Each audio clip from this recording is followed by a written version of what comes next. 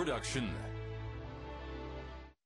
Shin-Soo Choo and the Indians are trying to avoid an 11th straight loss. But to do so, they'll have to slow down the Tigers' Carlos Guillen, who homered from both sides of the plate in last night's game.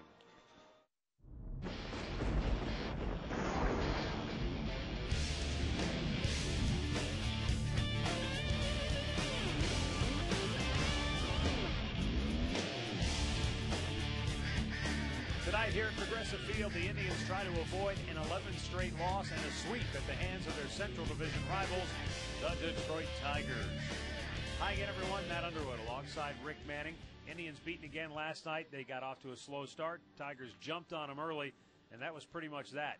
And Carlos Guillen, a guy who hasn't been able to swing the bat from the right side of the plate for most of the year, he did damage from both sides of the plate last night. Well, left-handed, he's been swinging the bat okay, but he gets underneath one, hits one into the bullpen for his first home run of the night, and then flips over to the other side of the plate. He hit from the right side once last week. He wants to show his manager that he can hit from the right side of the plate, and he proved it last night that he certainly can. Out of his 5 hits this year against the Indians, 4 of them have left the ballpark, and I think he's getting it tuned up for the playoffs. No question about it. And speaking of getting tuned up for the playoffs, Justin Verlander might be tuning up for a potential Cy Young Award as well at the end of the year. Boy, you're absolutely right. He has been brilliant against the Indians this year, and normally the Indians have had his number. Not this year. He's got an explosive fastball, an excellent changeup to go with that slider.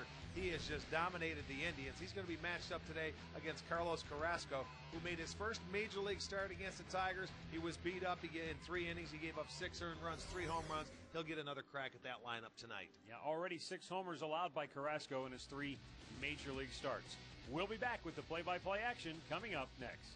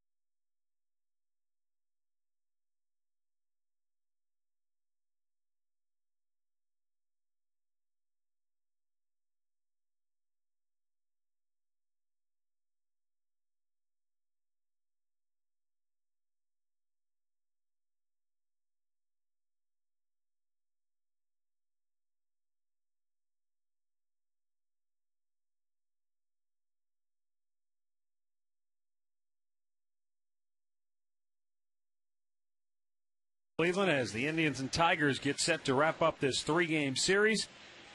Detroit will try to run their win streak to 4 in a row. And Detroit, with Minnesota idle tonight, will try to push their lead over the Twins in the Central to a full 3 games. They lead the Twins by 3 games in the loss column coming in. Jim Leyland's squad playing pretty good baseball right now, and they've got their ace on the hill tonight, Justin Verlander, who will be pitching for his 17th win of the year. Indians, meanwhile, trying to snap a 10-game losing streak. The Indians have dropped 18 of their last 21, and the last time the Indians lost 11 in a row, you've got to go back to September of 1928. Oh, really? 28? My goodness. Carlos Carrasco and the Tribe take the field. Carrasco winless in his first 3 major league starts.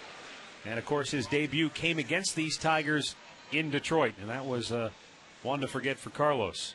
let's get a look at the lineup he'll face tonight. Jim Leland's Tigers look like this. Curtis Granderson in center field. Then Placido Polanco. Maglio Ordonez back in the lineup, batting .380 over his last 40 games. Cabrera, Huff, and Guillen in the middle. Then it's Brandon Inge, Gerald Laird, and Ramon Santiago batting ninth. Carlos Carrasco on the mound, making his fourth start this year. His very first start came against the Tigers in Detroit. That was September 1st. He went 3 innings. They beat him up early, and he gave up 3 home runs. He walked 3, struck out 3. Still looking for win number 1.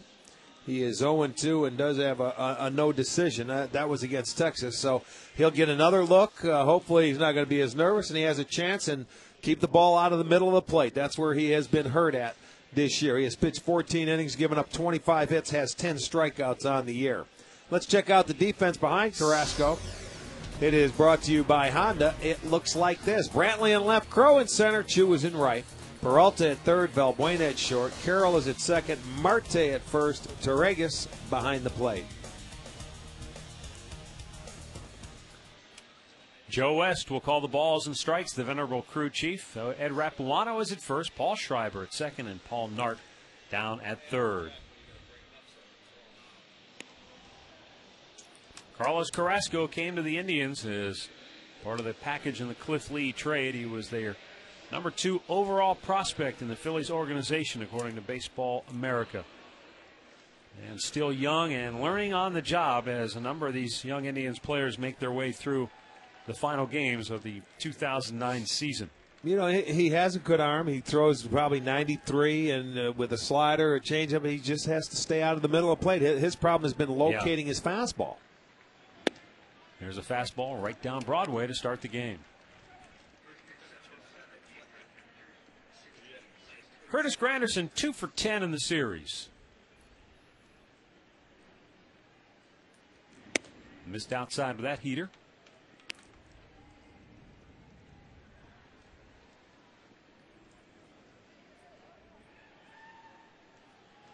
Now the 1-1. Good off-speed pitch. Marte will take it himself. And Granderson retired for out number 1.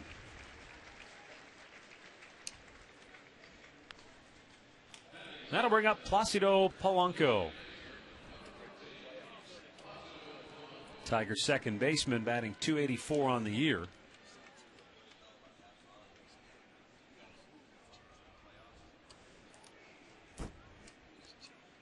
Polanco 10 homers, 68 runs batted in, 30 doubles as well. And he is 3 for 9 in the first 2 games of this series. Fastball up high. Now with Polanco in particular early in the game, always seems to give the Tigers a quality at bat, makes the pitcher work. Very rarely do you see him making out in the first couple of pitches in his first at bat of a game. Well, that's especially when you haven't faced a guy maybe once and you don't know a lot about him. The more pitches you see in that first at bat can carry over. It also lets your teammates look at certain counts. Here's a pitch right here that they'll look at 2-0. What's he going to throw? I would say fastball. And it's up high. 3 balls, no strikes. Well, and Polanco's been one solid hitter for him, having a very good month of September. And one of their better clutch hitters. The 3-0 taken all the way, and it's ball 4. So a 4-pitch walk will bring up Maglio Ordonez. Tonight's injury report brought to you by the attorneys at Friedman, Damiano & Smith. When you're injured, depend on us. Friedman, Damiano & Smith. Online at fdslaw.com. Matt Laporta still day-to-day with the hip inflammation.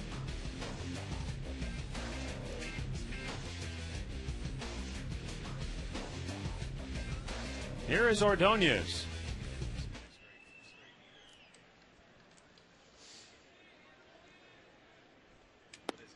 And Ordonez is a guy who primarily has been reduced to a platoon player, but Jim Leland playing him tonight against the right-handed starter Carrasco. A lot of times you'll see Cleet Thomas get the start with a right-hander on the hill. Down low, Yeah, interesting. You know, and Thomas has had a good year against the Indians this year, so I'm sure he has his reasons. You know, these guys are, well, and Ordonez, Venezuelan, and Carrasco is, so maybe he figures he's going up against a countryman. Let's put the veteran in there. Well, Ordonez has definitely been hot, hitting .417 during the month of September. So it also might be a case of riding the hot hand. Well, you like your veterans in there. Whereas Thomas has hit just .214 in the month of September. 2 balls, 2 strikes. There you get a look at what Ordonez has done since the All-Star break. And as you said, you want that experienced hitter. Yeah, you do. You sure do, because, you know, you remember in 06, the big home run he hit in the playoffs, and, you know, he really pushed him and got him through it, and you love that experience. And Ordonez, you can't replace that. If you had a guy who was along the same lines as Clete Thomas in terms of experience, that would be a straight platoon situation. But right. Well, defensively, you don't want Ordonez, and you would rather have probably Thomas, but for his bat, you want Ordonez in there. You've got Verlander on the mound tonight, and you figure he's going to probably keep the run total down. So you want to try and score as early as you can. And they're runner starting goes, to run. payoff pitch, and it's fouled over toward the Indians' dugout.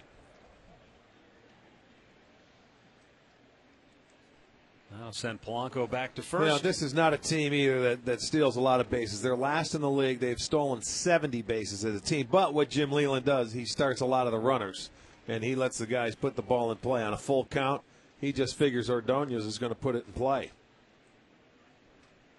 Got a big hole on the right side to work with, and Ordonez loves to go that way. Again, he's running, and it's low, ball 4. So Carrasco's walked 2 in a row with 1 out here in the first. Well, that's something you don't want to do. You don't want to give them free passes, especially to get to this guy. You have to make them hit their way on.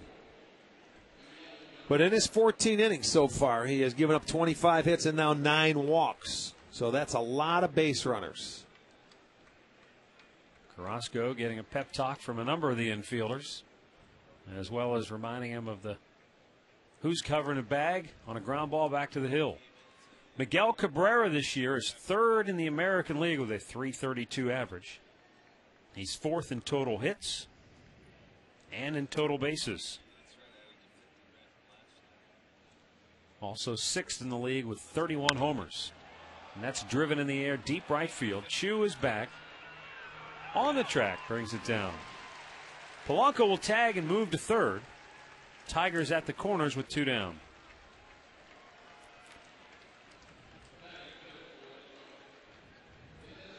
He picked on a high fastball. He just got it up. Just got it behind him a little bit. He was thinking out in right field. Just got under it. Chu makes the play. Out number 2. That'll bring up Aubrey Huff. Left-handed hitting DH.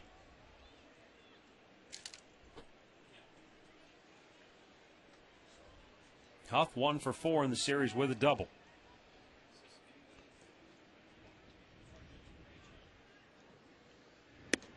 Outside for ball 1.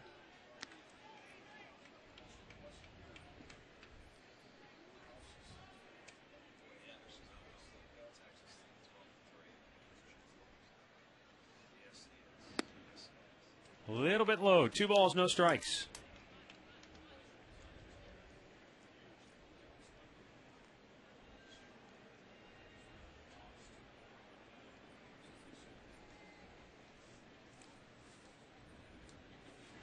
Back to the mound, a nice stab by Carrasco, and he'll throw out Huff and works around the 2 free passes, and the Tigers do not score. Indians coming to bat when we come back.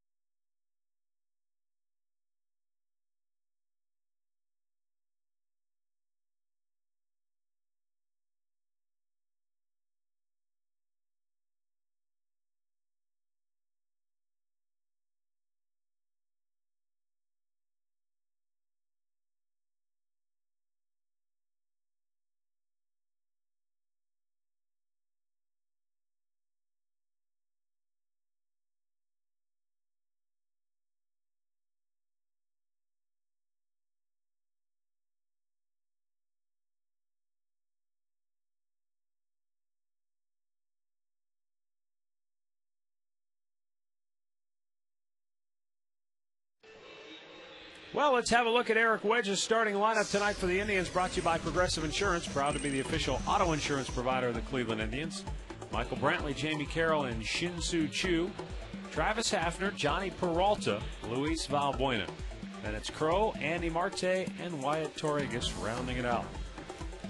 Justin Verlander, who is 16-9, making his 33rd start this year. An ERA of 3.44. He has 3 complete games.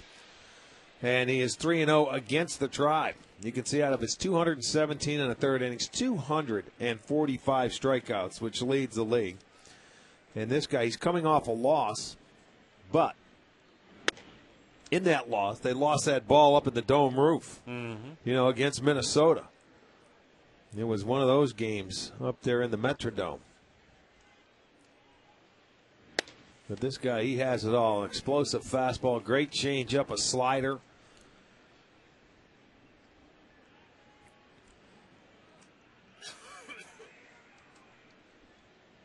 One pitch to Michael Brantley. Outside. No. Oh, he caught the corner with it. Boy, it sure looked wide. 1-2 the count. Yeah, Verlander had back-to-back starts against the Tribe where he had 11 punch-outs. Boy, well, in the first 2 games you weren't getting any calls, and this is the guy that doesn't need them. And Brantley will walk back to the dugout. Strikeout number 246 on the year for Verlander. Let's check out the Tigers' defense. I told you they've been playing very solid defense. 1 error in their last 20 games. Guillen in left, Granderson in center, Ordonez in right. Inge at third, Santiago at short, Polanco at second, Cabrera at first, and Laird behind the plate. Jamie Carroll looks at a ball up high. Verlander with those 246 strikeouts. Zach Greinke is second at 229. It's a pretty big gap. Boy, and we saw Greinke strike out 15 Indians one night. Yeah, that's right. So it goes to show you how this guy, he has great stuff. And I mean, last year he was a different style pitcher. He was more of a sinker baller than that good four seam, that explosion. This guy always had a great arm. He made his first major league start right here in Cleveland against the Indians. They called him up from Erie down in Double-A. I think it was over July 4th holiday one time. They beat him, and I think they sent him back to Double-A.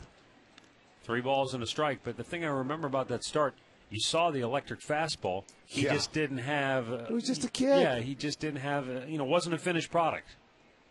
Well, he is now. Full count. 8th in the American League in earned run average. 3rd in wins. CC Sabathia leads the way with 18 victories. Carroll, line drive right field. Ordonez will take care of that. 2 down.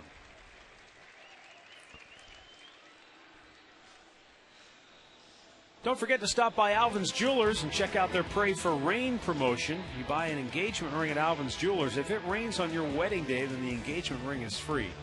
Log on to alvinsjewelers.com for all the details.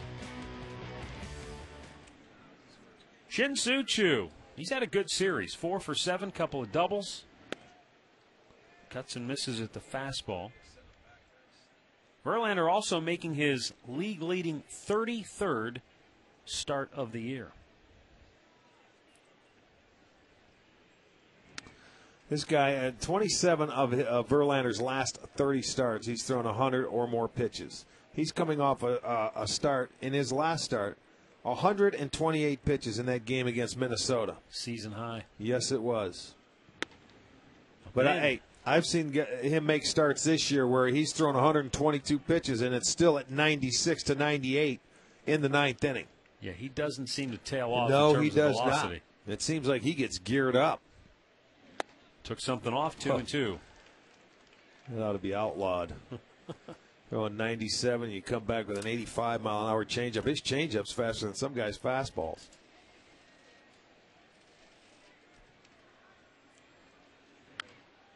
Verlander's 13th win of the year came at Fenway Park in Boston, and he went 8 innings and 4-hit shutout baseball, punched out 10, and that's a very good Red Sox lineup.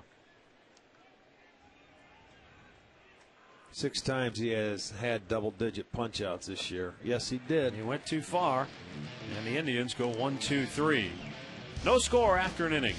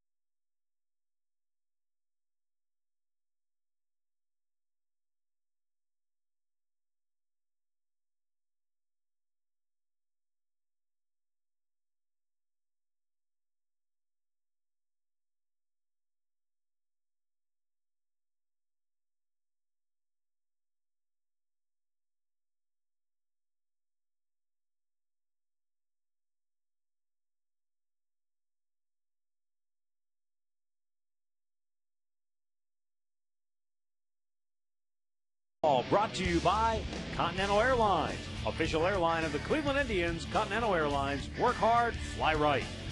By McCafe Coffees at McDonald's, all made to order with fresh ground espresso beans. And by All Care Dental and Dentures, we make seeing the dentist easy.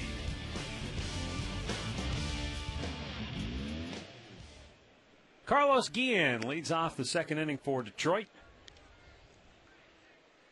And Carlos Carrasco delivers outside for ball one. Guillen 3 for 4, double, couple of homers.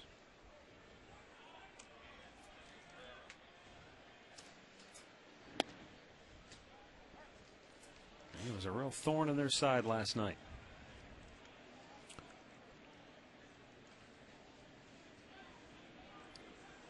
Well, even though Guillen has had just an average year for him because he missed so much time because of the shoulder, they truly do miss him offensively. This guy is a good player when healthy. They initially went out and got the Cabrera and traded for Cabrera so they could get this guy and move him to first base and get him off shortstop because of his knees. But after they moved him over there, liner towards center, it's going to drop in front of Crow. And Carlos Guillen with a line drive single. First hit for Detroit. Leadoff man aboard.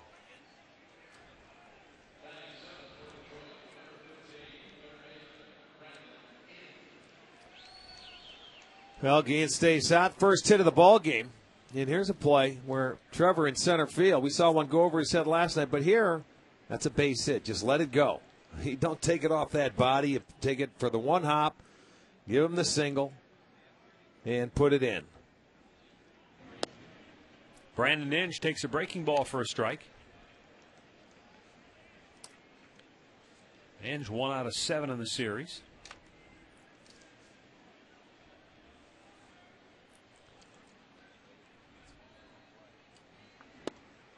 Missed inside.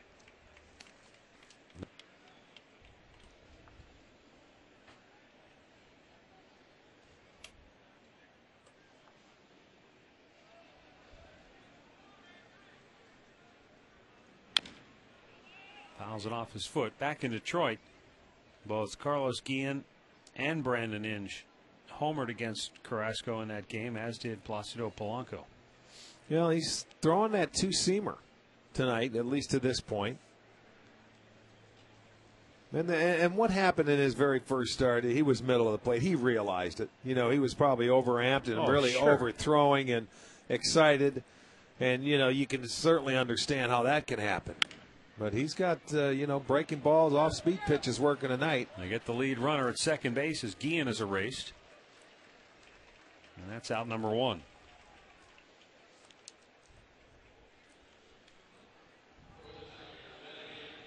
Pretty good slider. Right down and away. I like the location right there. It's away. You get the ground ball. Not hard enough to turn the double play, so they just take the one as Carroll backs off. That'll bring up the catcher, Gerald Laird, with a runner at first and one out here in the second.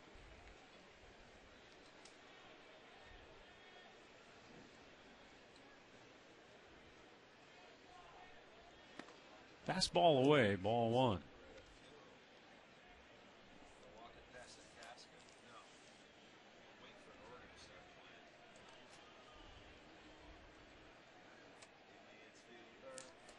Laird 1 for 6 in the series, but he has drawn 3 walks. Runner goes, and a ground ball back to the mound. Carrasco looked to second, but he'll take the sure out at first. With Inge moving on the play, really no shot there. Well, you see Leland, he's starting the runners. Wants to get going. He figured, Laird would put the ball in play. Had a count that he wanted to. He hit it right to the tracks of Carrasco. Made a nice play. He thought about second, but wisely don't. Just get it out. Nobody was there, really.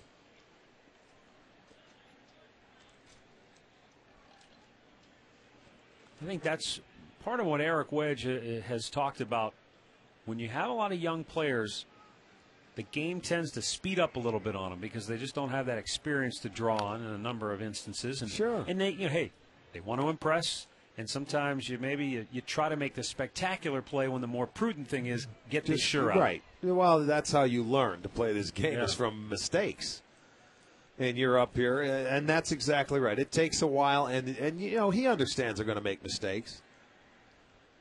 But it's like teaching on the job. You've got to teach them at this level, and sometimes this is a very difficult level to learn from. Crow coming in, makes the catch as he reached down to grab it, and the inning is over. So we'll go to the bottom of the second. Still no score.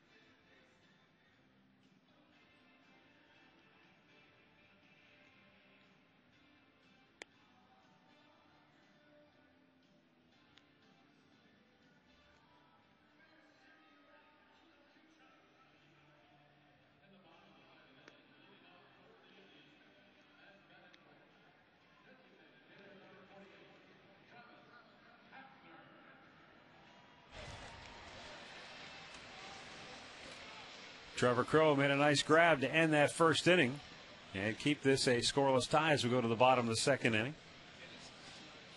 Travis Hafner, Johnny Peralta, and Luis Valbuena will square off against Justin Verlander.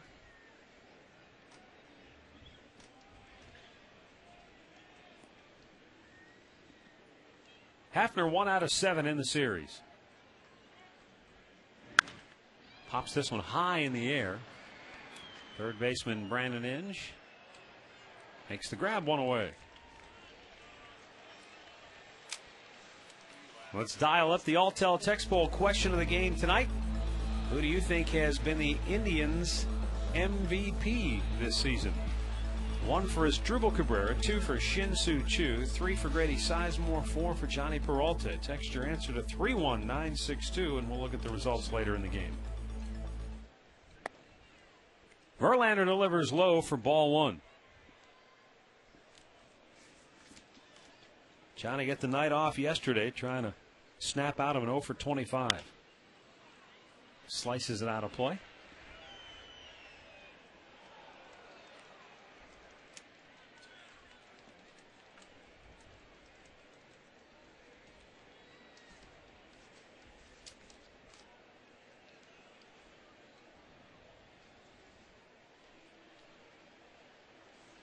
Thanks in part to what Verlander, Edwin Jackson, and Rick Porcello have done this year. No pitching staff has a better ERA against the Indians than the Tigers. Well, just kept getting better in this, and we faced every one of them in this 3-game series. 2.89 is the Tigers' ERA against the Tribe in their 17 games this year. That's why they're 13-4. When you don't allow more than 3 runs a game, you give yourself a chance to win every single time. And out of the 4 wins the Indians have, 3 of them were by 1 run. Right. And 3 wins were by Carl Pavano. Mm-hmm. Here's the 1-2. A little bit low.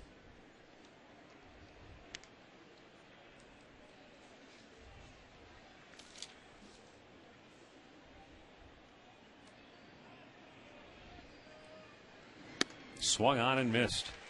Strikeout number 3 for Verlander. 2 down here in the second.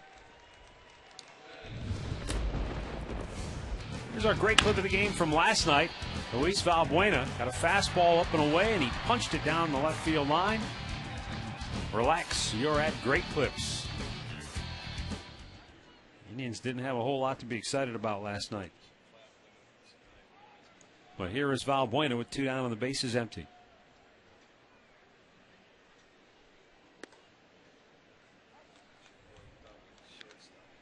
Fastball in there for a strike.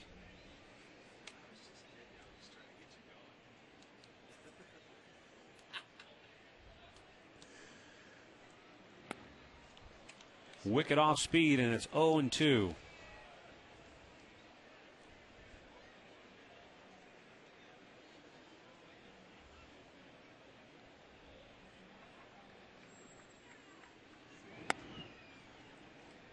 One ball, 2 strikes. Justin Verlander started the season winless in his first 4 outings, then reeled off 7 straight victories. Had a couple of no decisions sprinkled in between. And he has been off and running ever since. You talked about the Indians and the fact that early in his career and even recently they've had a lot of success against him, especially here in Cleveland. Just a 2-7 record in his career here. Swing and a miss. 4 strikeouts for Justin Verlander, and he has retired the first 6 Indians tonight.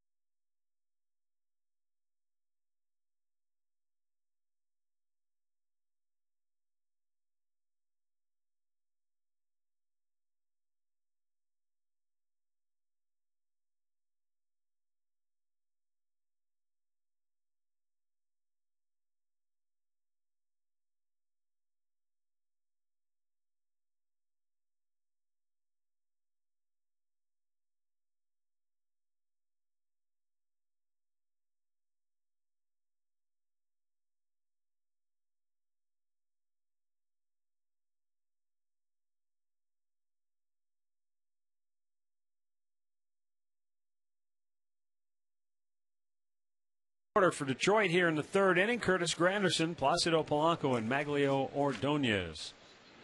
Carlos Carrasco misses outside for ball one.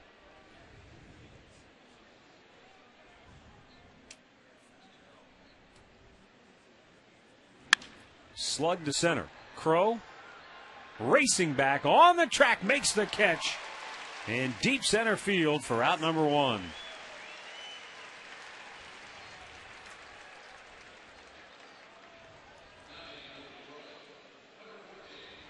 Anderson gave it a ride, but Crow got a good jump on it and able to get back and make the grab before he ran into the wall.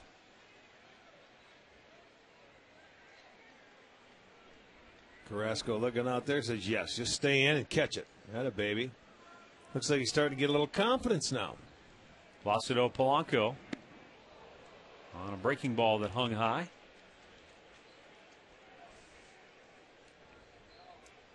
Well, as you've said all along, this is always the test. Second time through the lineup, now that those veteran hitters have had a look at him. Mm-hmm. Just keep mixing it up. Change up. You know, he's throwing the two-seamer. He's had a couple of good breaking balls, the change-up, and he's kept the ball out of the middle of the plate. And the 1-1 good pitch just there. missed down and away. 2 balls and a strike. Polanco walked his first time up.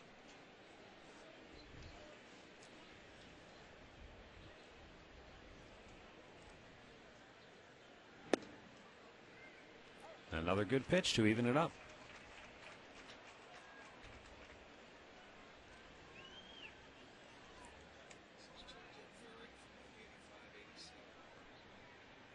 And now the 2-2. Popped him in the air, center field. Easier play this time for Crow. 2 away. Let's send you back to the STO studios for a Ford Sports update. Here's Al Pulowski. Matt, Rick, remember J.D. Martin, former Tribe farmhand? Well, he's struggling tonight in Washington, D.C. First 4 Dodgers reach and all score. 3-run homer here by Matt Kemp, his 26th of the year. 4-0 L.A. as they try to wrap up the West. Back to you. All right, thanks, Al. Here's Maglio Ordonez pulling it foul on the left side. Ordonez drew a walk his first time up.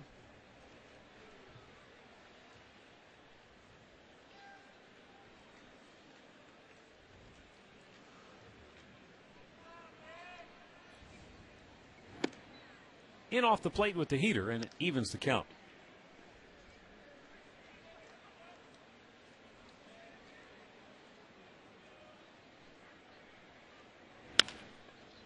By the mound, Valbuena charging near the bag, throws wide and almost picked somebody off in the Tiger dugout. And so the error by Valbuena allowing Ordonez to reach, and it keeps the inning alive.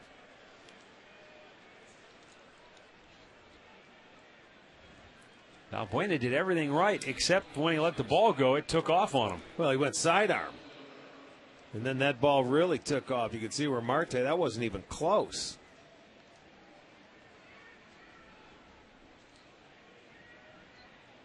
It scatters the guy standing up there trying to watch the game from the perch. Now Miguel Cabrera, who flied to right his first time up, takes a strike. As Asdrubal Cabrera was in the original starting lineup for the Indians tonight, but was scratched. And Valbuena thus getting the start at shortstop. Well, it's the one thing you don't want to do is give a team, especially a decent team, extra outs, or a good team extra outs. He could be cruising and should be sitting in that dugout right now.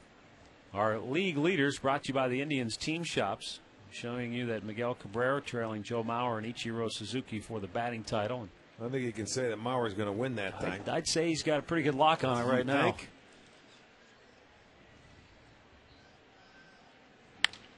Bouncer to third. Peralta stays with it and throws him out. Nice poise by Johnny Peralta. Backhanded it, waited for it, grabbed it with the bare hand, and takes care of Cabrera, and the inning is over.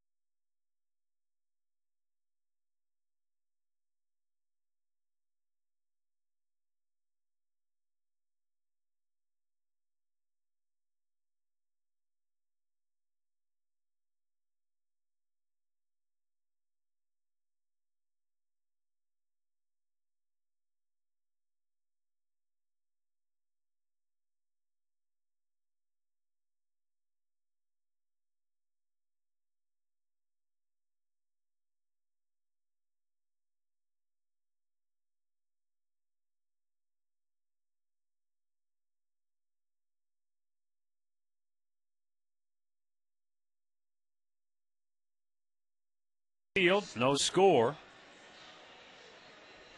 Indians have gone in order through the first two. Justin Verlander has struck out 4. He'll face Trevor Crowe here to start the third inning.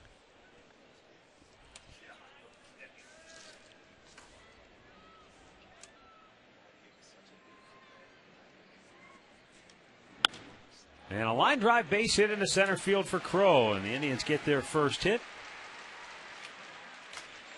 And Crowe now 13 for 42 since September the 4th over his last 14 games now. Picked on that first fastball. Not a bad idea. Get down there with Verlander. If you get one around that area to swing at and hit it, go for it. Crowe does just that. Gets the first hit for the Indians.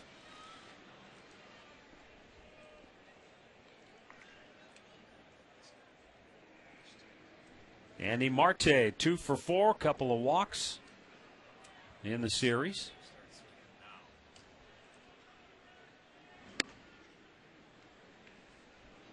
Fastball outside for ball 1.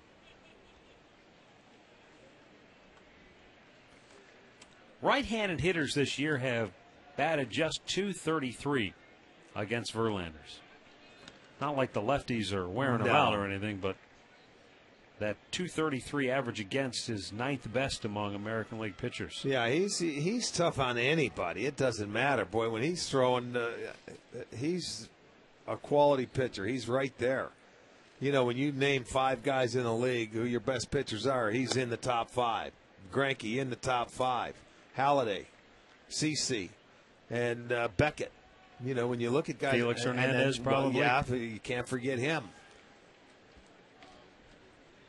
But, I mean, when they're top-notch, and we have an opportunity to see this guy 4 or 5 times a year.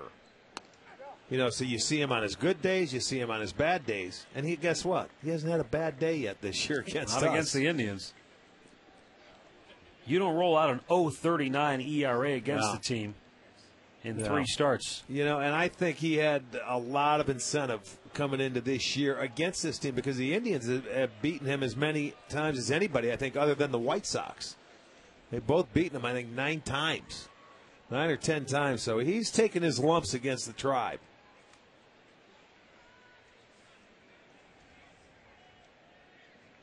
Well, he's had 2 starts this year here in Cleveland in which he has been just dominant. He had the one you talked about back on May 3rd, 7 innings. He allowed 1 run. Right. And his other start here was on July 12th, 7 innings shutout baseball. Well, that was the... And that, even with that, Rick, his career ERA here in Cleveland is still 7.41, even with those great outings. No, I beg your pardon. Those were his home starts. I'm sorry. I'm looking at the one on May 8th. The complete game shutout, that was here. Against Cliff Lee. 11 punch-outs, 118 pitches, gave up 2 hits. Grady would have won the game. If Granderson doesn't make a catch, Indians win 2-1. It was a great pitching matchup. I think one of the best all year long. But it just goes to show you how the Indians have really had his number, especially here in Cleveland. Yeah. In his career. But yes, they have. Different story this year. Nobody's had his number.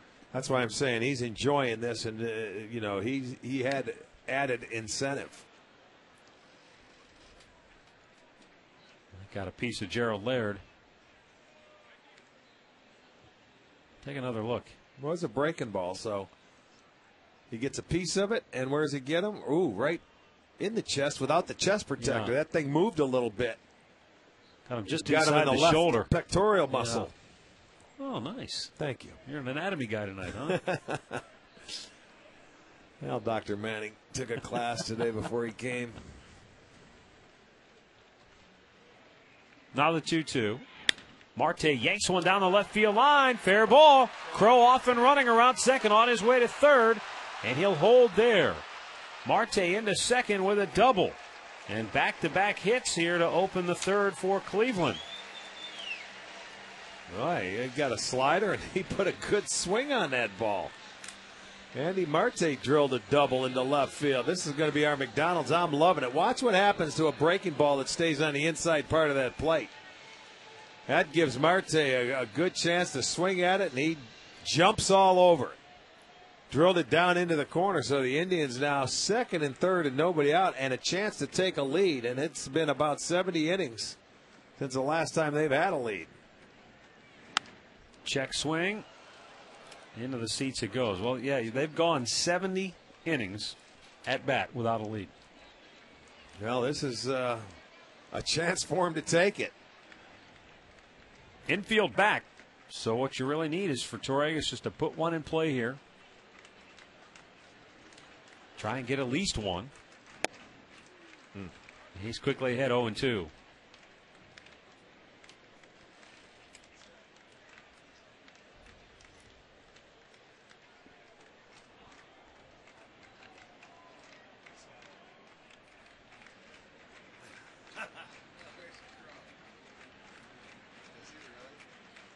Verlander's two-strike pitch. High fastball. That hit 99 miles an hour.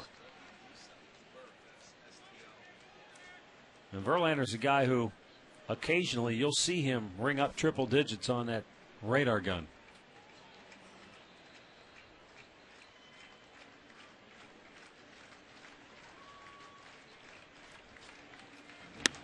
High and away.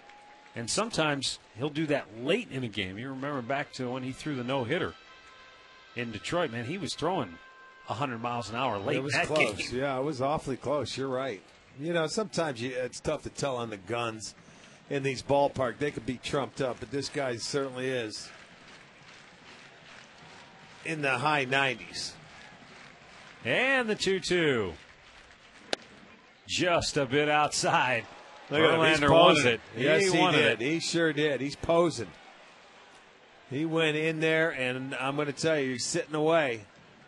And there is a good look at it. And you would think if a guy has 250 strikeouts on the year, he would get it. But he didn't get that call.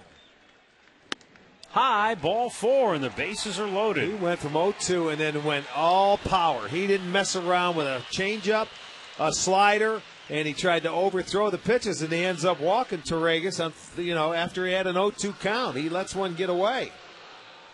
Be a good spot here for Michael Brantley to get his first Major League home run, and that would certainly help the folks at the Gathering Place. We're closing in on that $10,000 mark. Great Clips donates $50 to the Gathering Place for every Indians homer. Rick and I are each pitching in $5 a piece. You can log on to touchedbycancer.org to make a donation as well. Bases loaded, nobody out. Michael Brantley called out on strikes his first time up. Again, the Tigers infield is back.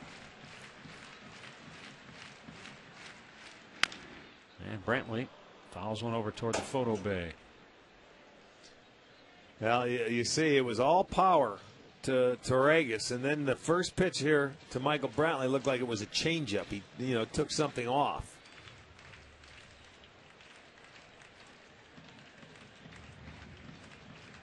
Boy, the Indians have this inning all set up. And the 0-1. High, a ball and a strike. Verlander set the first 6 Indians down in order, striking out 4 in the first 2 innings. But Trevor Crowe led off the third with a single to center. Then Marte doubled into the left field corner. The walk to Torregas. And still nobody out. Fisted foul and into the seats.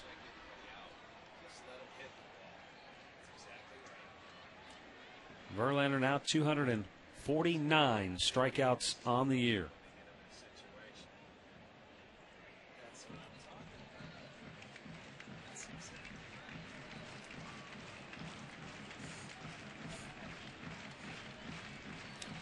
And the 1-2 pitch. Just a bit inside.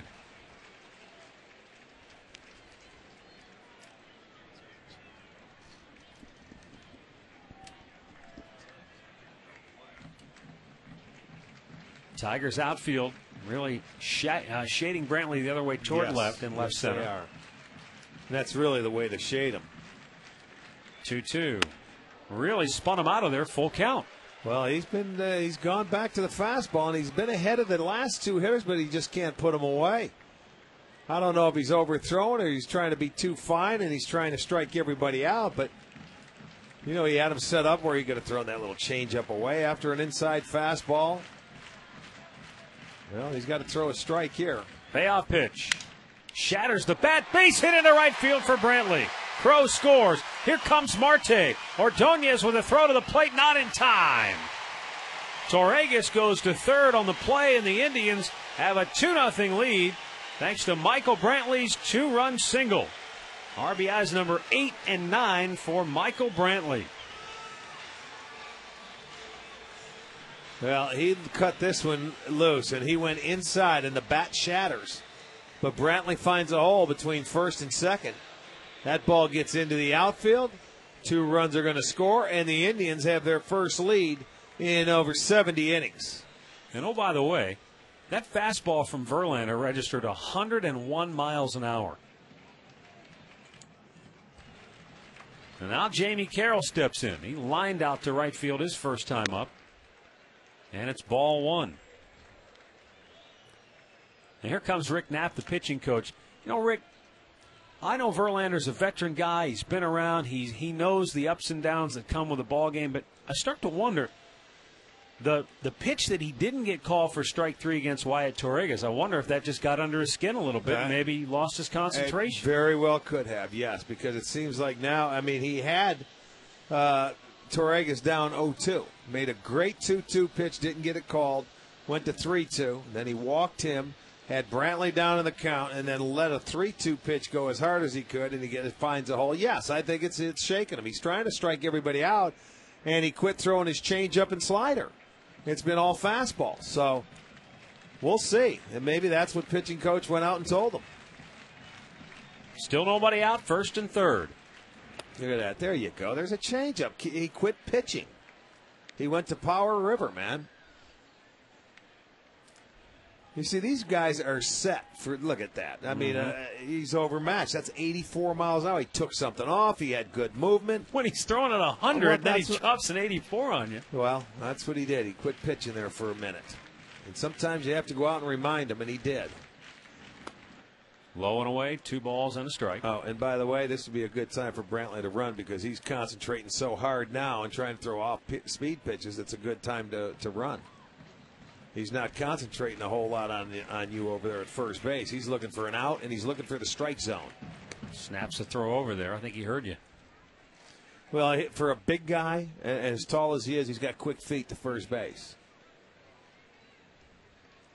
The scoreboard update brought to you by Wendy's. It's way better than fast food. It's Wendy's.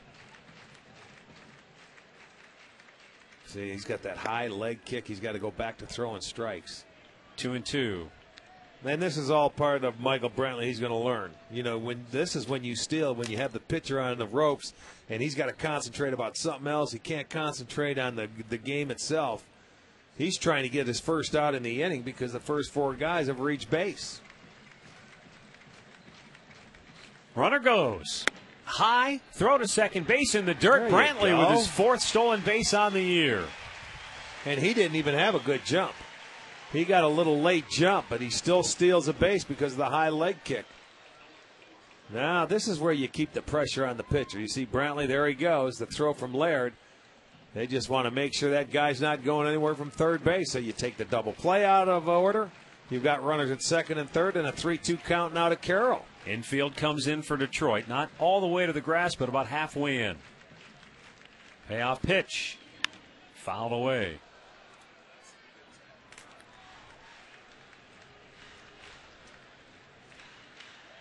Tigers down 2 here in the third as the Indians have plated a pair and looking for more with nobody out.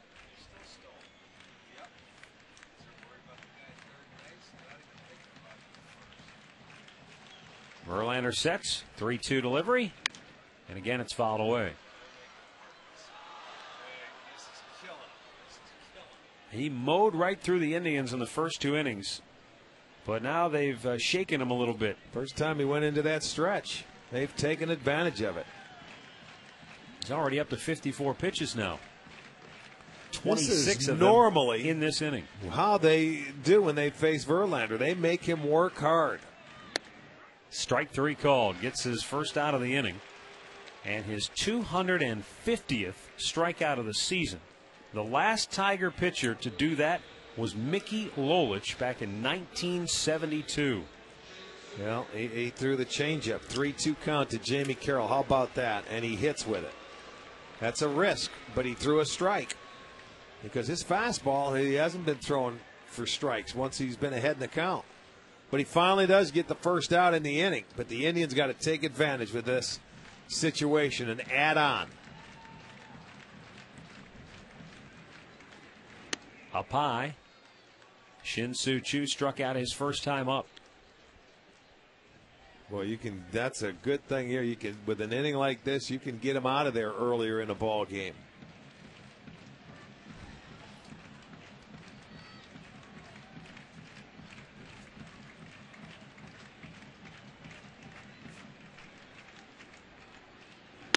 It's up high, 2 balls and no strikes.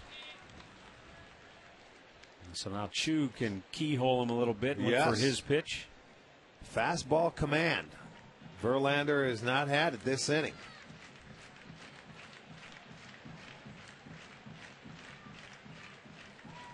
Torregas the runner at third, Brantley at second. And a good fastball there, 2-1.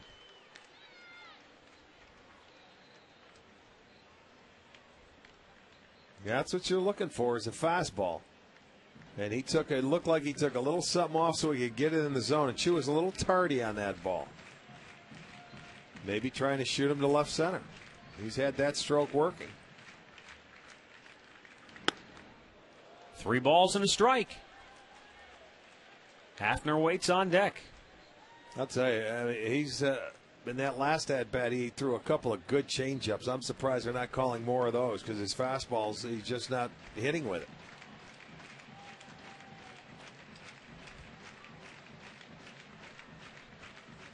Three-one delivery. There's a 97-mile-an-hour fastball right on the inside part of the plate. You can see Joe West nodding. Yes, it would have been a strike even if you hadn't swung at it. Good location.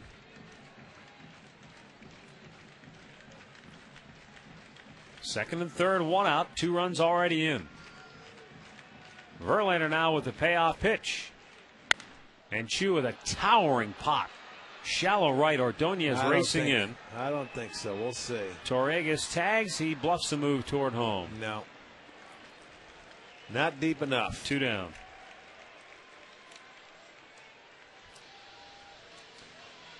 Let's look at the sequence too, Shin-Soo Choo, and you're going to see all heaters. First one misses up and away. Same with the second. Then he comes down with a 97-mile-an-hour fastball, misses up, hits with that one. 3-2 count, and another one top of the zone. Well, it's amazing too, as you said. I mean, heat, nothing but heat. He's powering his way through. He's forgetting how to pitch this inning.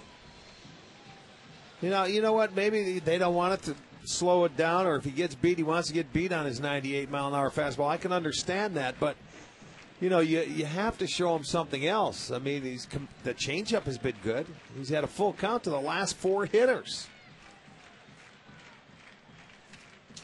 Travis Hafner fouls it straight back. He jumped on that first fastball but couldn't square it up.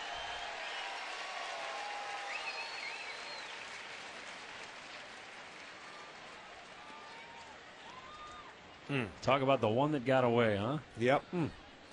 Well, he was ready for it, and you should be. He just fouled it off.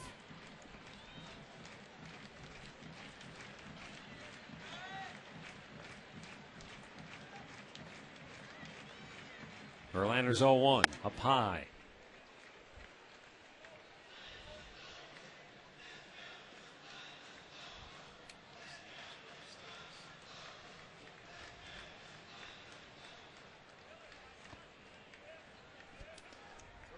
First 4 Indians reaching here in the third, but now 2 down after 2 runs are in. Hafner trying to cap a big inning for Cleveland here. Outside corner, Hafner doesn't like the call, and it's 1-2.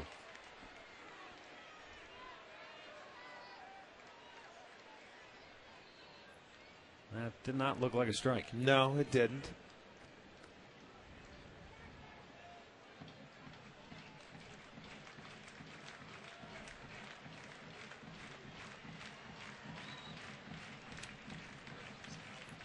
Verlander, a long look in.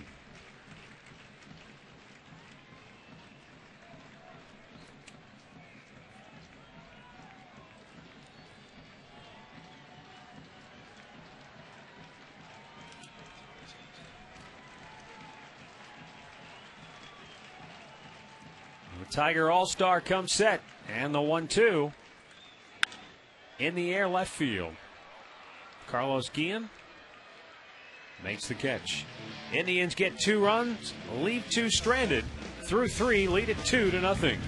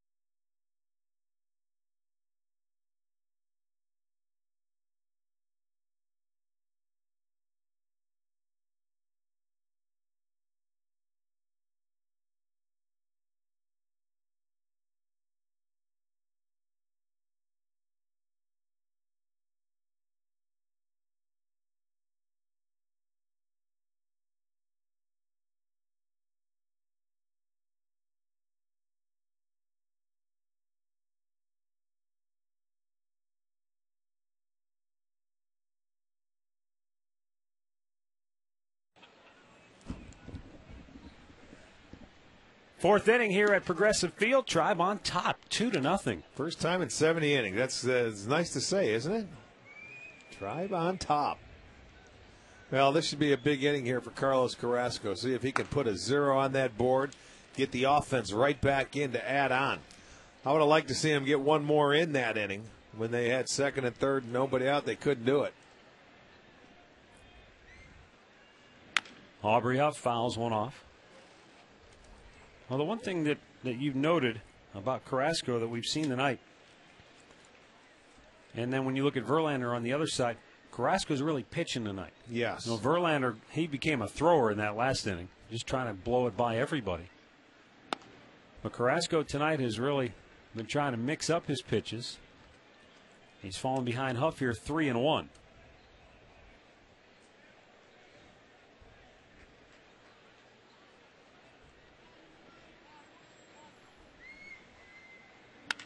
That fastball line toward left field. Base hit. Brantley cuts it off. Long throw to second base, and that holds Aubrey Huff to a long leadoff single. Well, good for Brantley to get over there and cut it off because you hold him to a single. And with Huff, he doesn't run well, but I mean, looks like it had double all the way. Brantley going over to the line. And he cuts it off, and now he's got a plan. He's a left-hander. Plant, turn, throw. But look at him. He just has to stop right there, so a good job to hold him to a single. Carlos Guillen base hit his first time up. And misses with ball 1 there.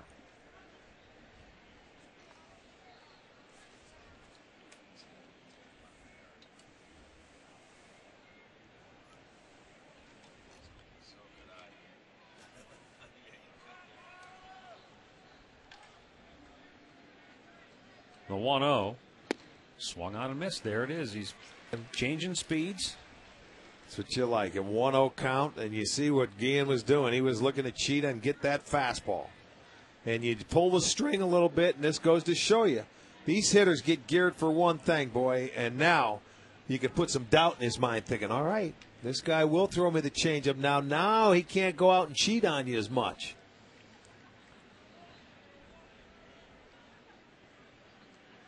One pitch, hammered. Deep right field, but out in front of it, and it's going to hook foul.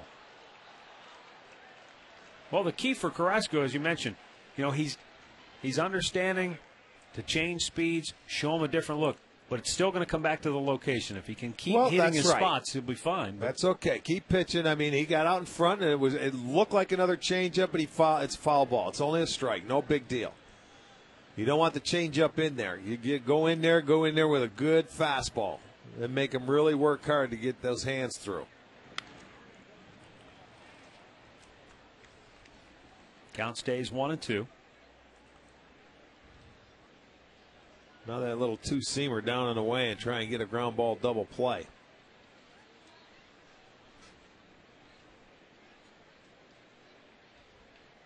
Let's see what Torriegas dials up for him here. Fastball in. Changeup. Get it down and away. See, he overthrows. You see, that's why sometimes it's hard to see what he does. 87 sometimes is a changeup. If I'm guessing that was a changeup, that's what he signaled. Now, I don't know if he uses his changeup as a splitter or not. But, 89 is a little too hard for a changeup. You want to see it down about 85. In the air, left field near the seats. Brantley's out of real estate.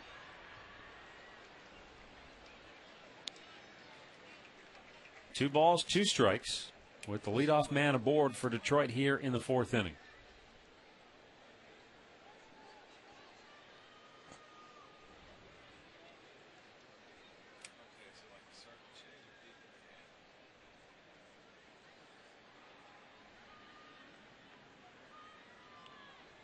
Huff, a short lead at first, held on there by Marte. Good pitch, didn't get the call. And the count goes full. Good try. Little backdoor breaking ball. And the left-hander sometime with two strikes, I like that pitch. Not a bad pitch at all. For that hitter not to swing at it is one thing. But that was a good pitch. Now, let's go. You got to throw him a strike.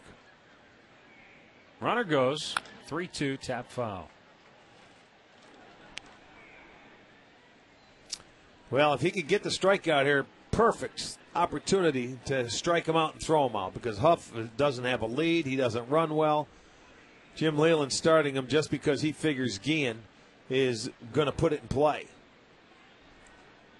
Now, Carrasco doesn't have a strikeout tonight. No, but I'd love to see him.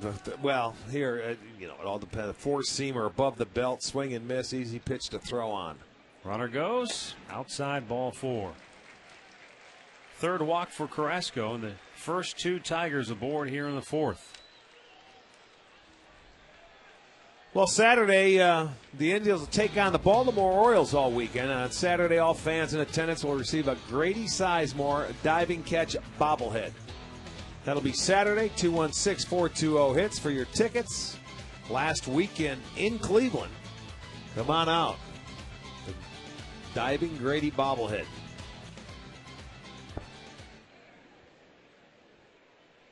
Brandon Inge steps in. Hit the ball to third his first time up. Grounded into a fielder's choice. And takes the first pitch strike.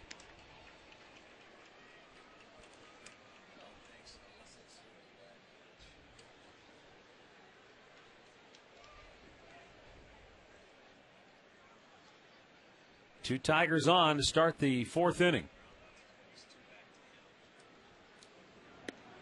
Another good one in there again, 0-2.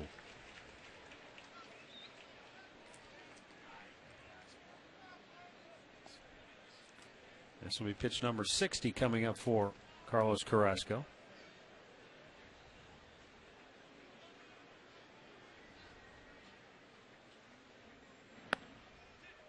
Able to lay off 1-2.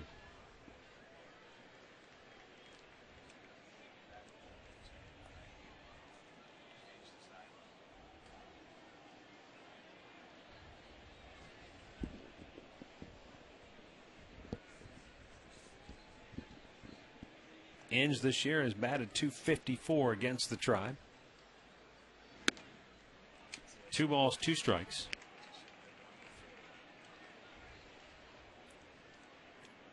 Both Inge and Carlos Guillen have hit 4 homers against the Tribe this year, tied for the team lead.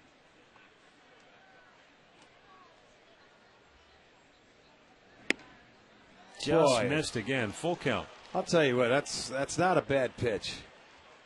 It wasn't high. It was not high. If anything, it had to be away. Yep, just a bit. Okay.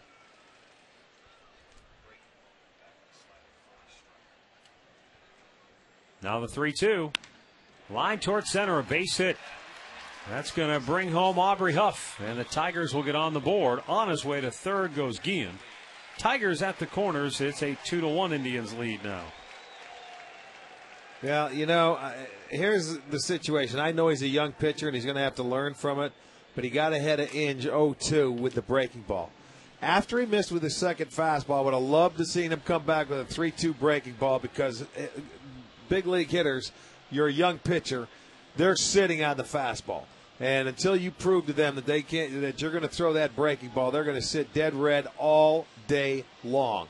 So back come the Tigers, and they answer the 2 runs the Indians put on. They have runners at the corners and nobody out, and now they got Carrasco in trouble. And that's exactly what Carl's going to do is explain the situation. You've got a young catcher catching a young pitcher going against a veteran lineup. That's not a good combination. Everybody's learning on the job. Yeah, exactly right. I mean, I could sit up here and think what I would want to call, but, you've got to be in thought process with this young man. Gerald Laird hit a comebacker to the mound his first time up.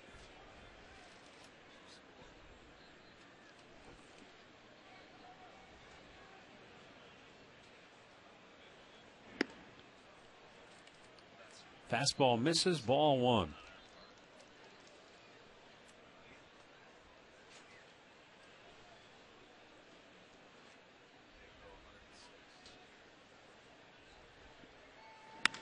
Good fastball, rifled into right center field, a base hit. That's going to tie the game. Inge on his way to third. He'll go in there standing. Gerald Laird with his 32nd RBI on the year, and the first 4 Tigers have reached here in the bottom of the 4th inning. Well, let's look. Location, fastball out, gives him some swinging room. That's back-to-back heaters now. One to Inge and now one to Laird. That they took it right back up the middle. He gives him some swinging room, and now he can't forget about pitching. Instead of just going with the fastball, the straight 4-seamer, continue to pitch. Indians are getting their bullpen busy.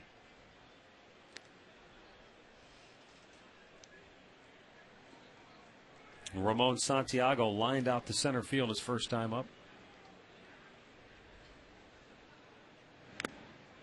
Foul tipped. And it's 1-1. Jensen Lewis getting loose. 67 pitches thus far for Carrasco.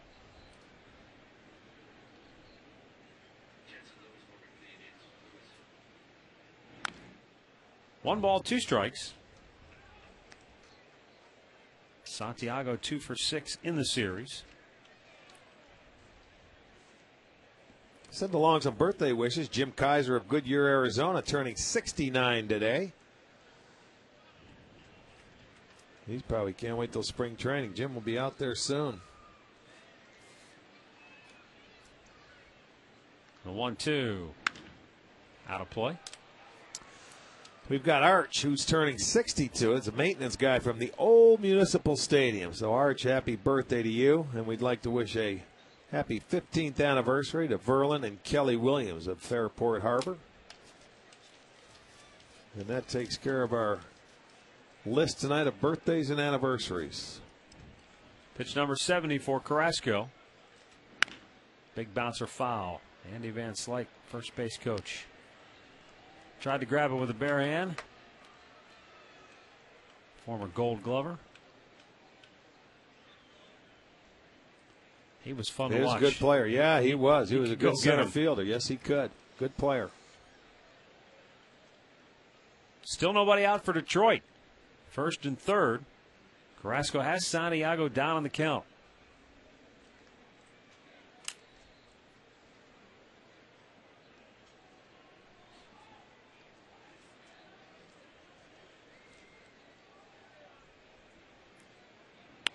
And a line drive into right field. That's going to put Detroit in front. Inge scores. Going to third is Gerald Laird. And they just keep going first to third in this inning. First and thirding them now for a half an hour. That is the first 5 guys on. All 4 of them are hits. After that walk, it's a slider. You know, he had him on the changeup, but he speeds his bat up a little bit here with the slider, which that'll do it. So now, right back, the Tigers take the lead and still have nobody out. So that was a short-lived lead for the Indians.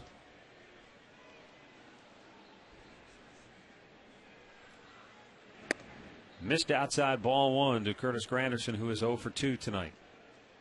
Boy, how fast the game can change on you.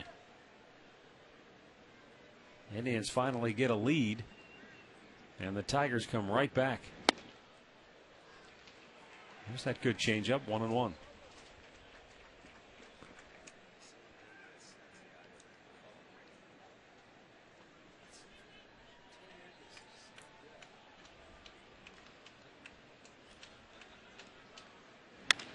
Ground ball, Carroll.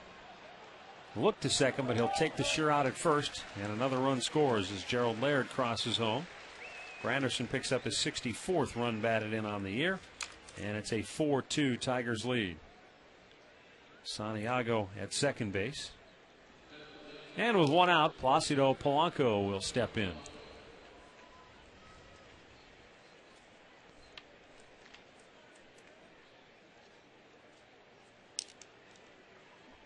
Yeah, the first time through the lineup, they were 1 for 7. The Tigers, the second time through, they were 4 for 8. So they made that adjustment the second time through, and it was the bottom part of that lineup. Huff getting it started with the single after the Indians scored. Then the walk really hurt him to Guillen.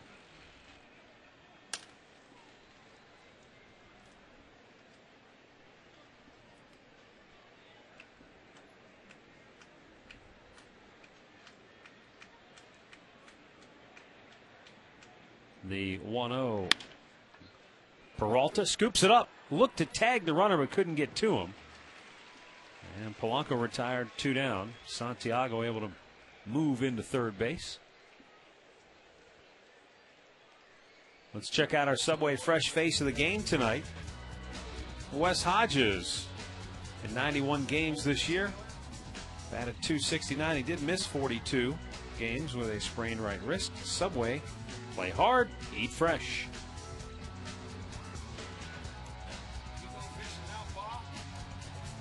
There is Maglio Ordonez, the 8th man to bat in the inning for Detroit. Reached on an error his last time up.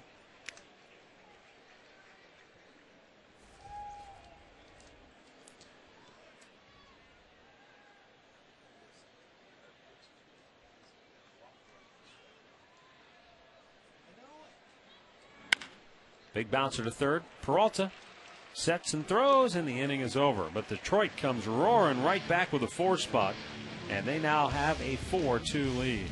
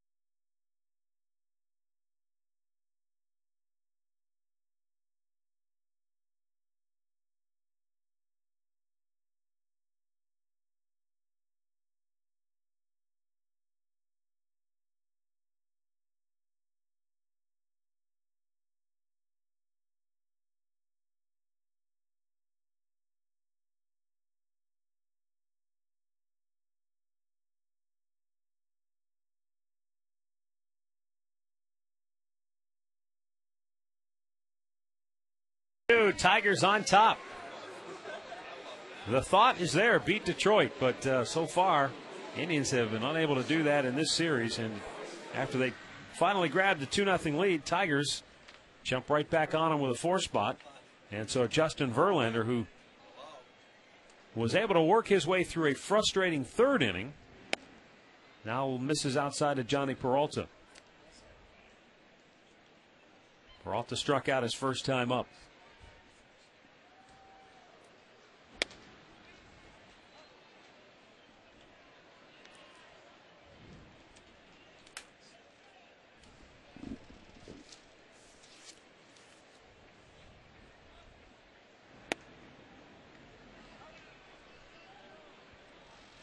One ball, 2 strikes. Peralta thought that was low.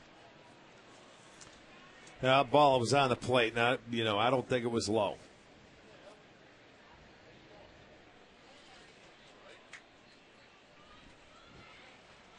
And the 1-2 delivery. Lined into center field, a base hit for Johnny Peralta, snapping an 0 for 26 skid. And the Indians come right back, getting their leadoff man aboard. That's where Louis got to go over there and say, "You want me to get the ball?" It's been a while since he's been able to make that left-hand turn. So have a little fun with it. All right, Justin Verlander in that 3rd inning thought he had Wyatt Torrega struck out, didn't get the call, and visibly frustrated. And after that, Rick, it was just nothing but heat. Well, he overthrew that one pitch, and then he threw that one that Brantley hit. It said 101. Now, whether it was or not, I don't know. But he threw it hard, and the Indians got on the board. They took the lead. They couldn't take advantage of that other one, but then Detroit comes right back and put 4 on the board. You doubt the authenticity of the radar reading? Yes. It's like a cop sitting on the side of the road. I wasn't going that fast. Yeah, come on. I wasn't doing 75. Maybe, 72, yeah. That reading's a little high. Come on, Chief. By the way, do you take this card? 1-1 to count on Valbuena. Off the end of the bat.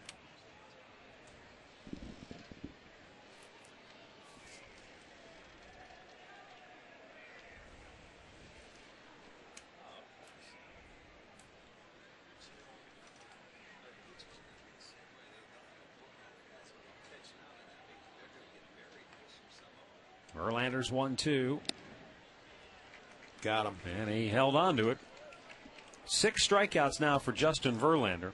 And with that, his 251st strikeout of the year.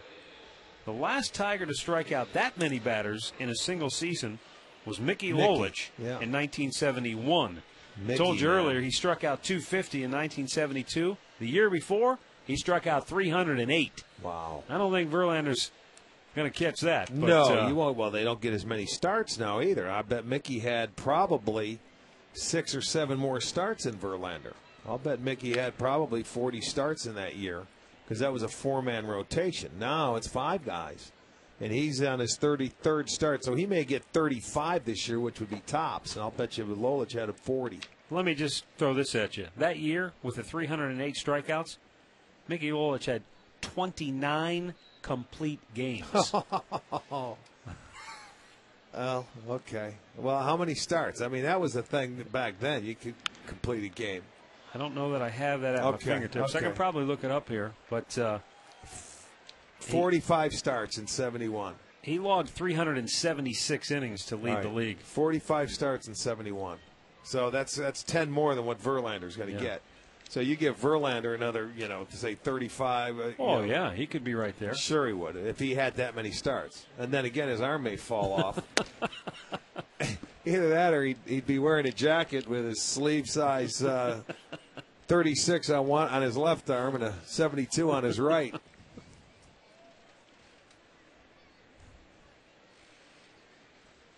Trevor Crowe. It's a big difference. Singleton scored in the 3rd. I mean, 5 starts.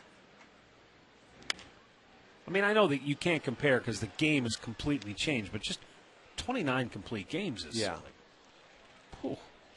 Well, I mean, yeah, it is. It's absurd. Bob Feller, back in 46, had 36 complete games one year. And those guys weren't on pitch counts, mind you. Those guys could throw 150, 175 pitches in a ball game.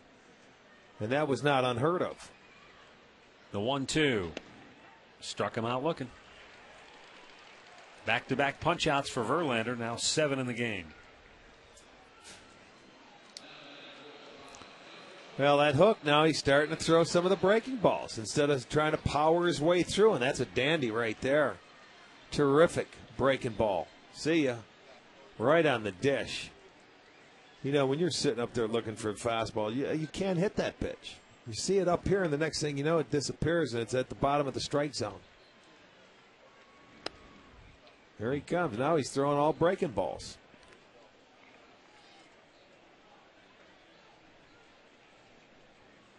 I'm sure his pitching coach, Rick Knapp, reminded him of that when he got to the dugout. The 0-1. Fastball. Paints the outside corner. 0-2. He's back into rhythm again, Matt. She goes slow hook and then 96 on the black. He's back into rhythm again. Peralta got that base hit up the middle, and he settled in, and it was a punch-out, and he's got a chance for another one here. Yes, indeed. See ya. Strikes out the side. 8 Ks for Verlander.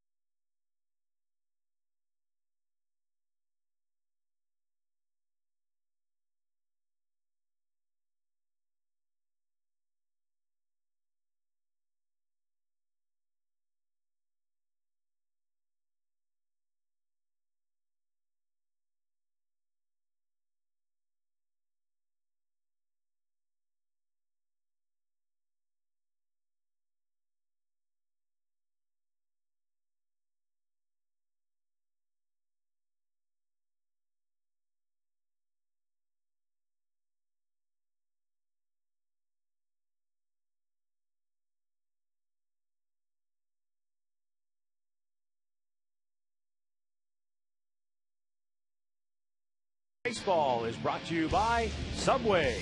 Play hard, eat fresh. And by Alltel Wireless. Choose who you call for free with My Circle. Any number, any network.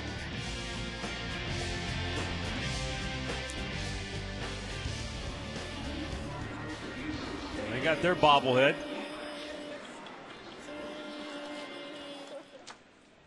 Four-2, Tigers lead it. Fifth inning, Miguel Cabrera leading off. And looks at a ball down low. He's 0 for 2 tonight, fly to right. And he's grounded to third.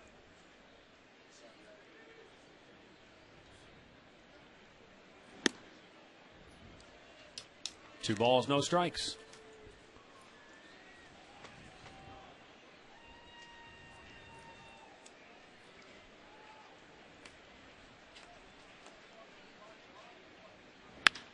Ground ball to short. Valbuena bobbled it, able to recover, and he pulled him off the bag, but Marte got the foot back down on it. One away. Here's our Northern Ohio Toyota dealers game recap. Michael Brantley had a 2-run single in that third inning that put the Indians in front 2-0, but back came the Tigers. Gerald Laird with an RBI single tied it.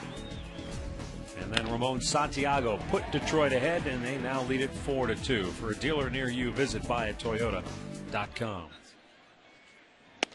Aubrey Huff looks at a strike on the outside corner.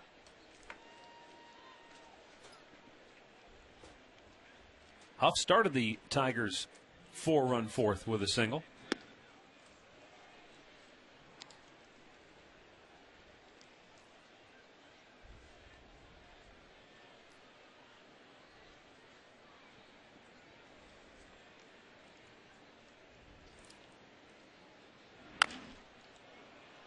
How'd that off the big toe?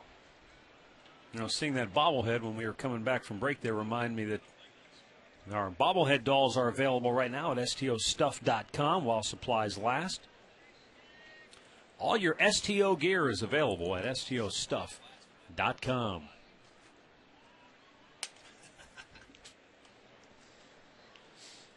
Now Carrasco with a 1-2 pitch. Had him way out in front. Bounced that over the top of the Tiger dugout and into the seats.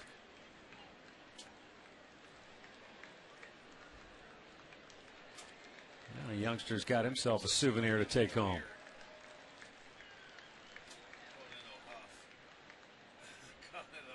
And the 1-2. Bounced it to short. Valbuena sets. Good strong throw. Got him 2 away. Well, visit any of the Northeast Ohio Indians Team Shop locations, including the new Team Shop in the Strip in North Canton. That's Indians Team Shop, your source for game tickets and authentic Indians merchandise.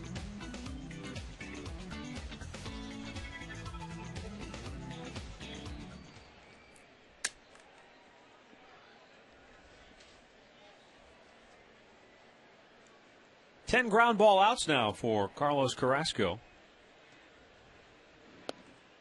All right, Carlos Guillen takes the first pitch strike. Guillen singled in the second, walked and scored in the fourth.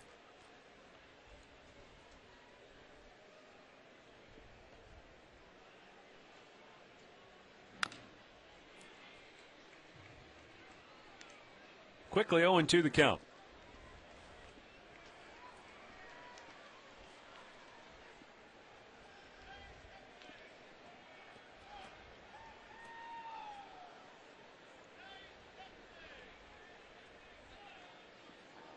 Carrasco trying to set him down in order here.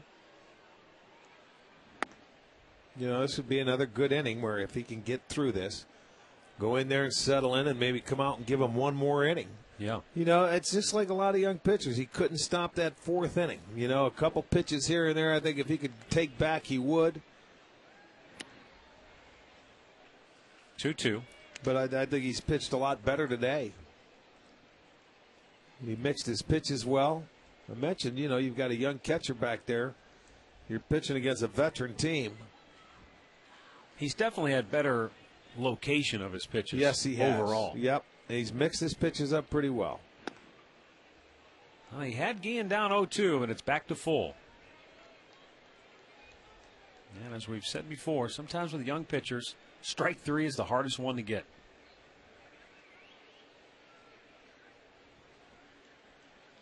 See, he's coming back with the fastball. Let's see. Line These drive, veteran right field. hitters, they sit and wait for the dead red. I think that was a fast. It might have been a changeup. If it was a changeup upstairs. But he tried. That snaps a string of 5 in a row that Carrasco had set down. Yeah, that's a changeup.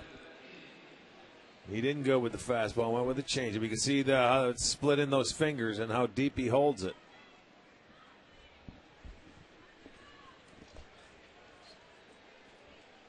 Going to bring up Brandon Inge, who drove in a run his last time up. Runner goes on the first pitch. Good jump. And the throw still got him. Great throw. And a great catch and tag by Jamie Carroll. And the inning is over as Guillen is gunned down. We'll go to the bottom of the fifth, 4-2 Tigers.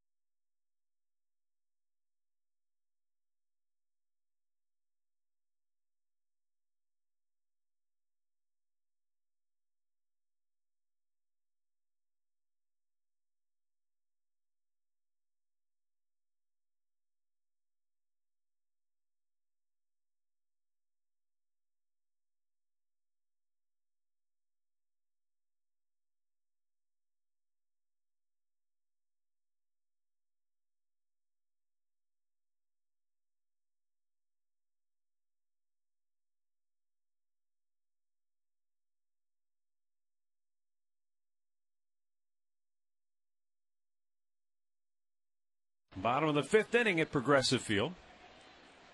It looks like Carlos Carrasco's night is over. Yeah.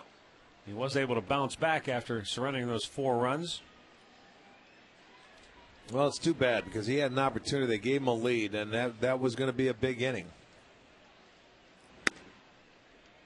But you take it, you learn from it, and you move on.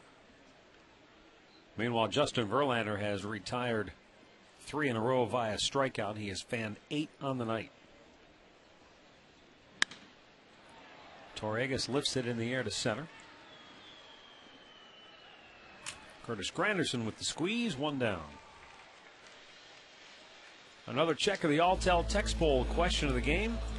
Who do you think has been the Indians' most valuable player this season? 1 for Asdrubal Cabrera, 2 for Shin-Soo Choo, 3 for Grady Sizemore, 4 for Johnny Peralta. Text your answer to 31962. Results later in the game. Michael Brantley 1 for 2 with a 2-run single in the 3rd, accounting for the Tribe's 2 runs tonight.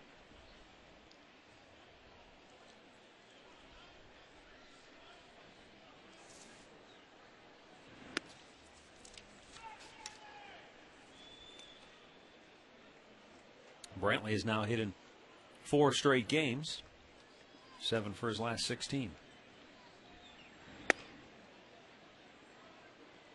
That curveball had a little more loop to it, didn't get the call, and it's 2-1.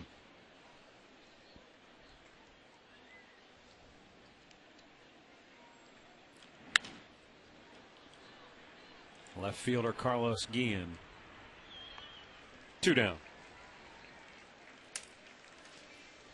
Well, Sunday, the Indians will wrap up their last weekend series here against the Orioles. All kids 14 and under will receive a mustard bobster. It's also Kids Fun Day. Activities on the plaza before the game, and you can run the bases after the ball game. That'll all take place on Sunday. Jamie Carroll looks at a strike. He is 0 for 2 with a line out and a strikeout tonight.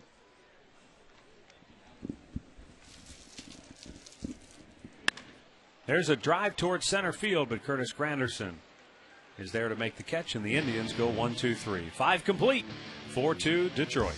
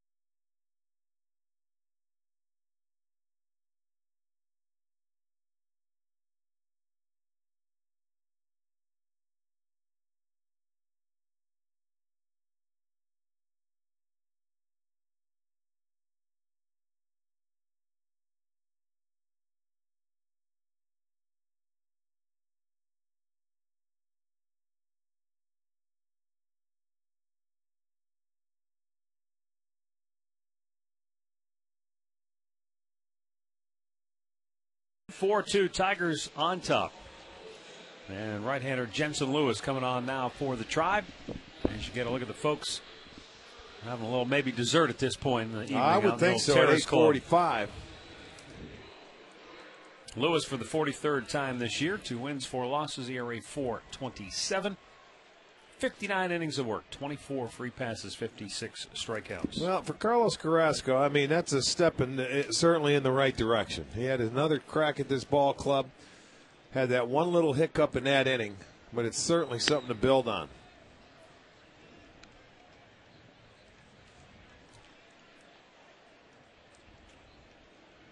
So now it's up to Jensen Lewis and that bullpen to keep it a 4-2 ball game and see if they can do any more damage to Verlander, because he's starting to settle in. Although that pitch count is getting up there. Mm-hmm. And this is only the 6th inning.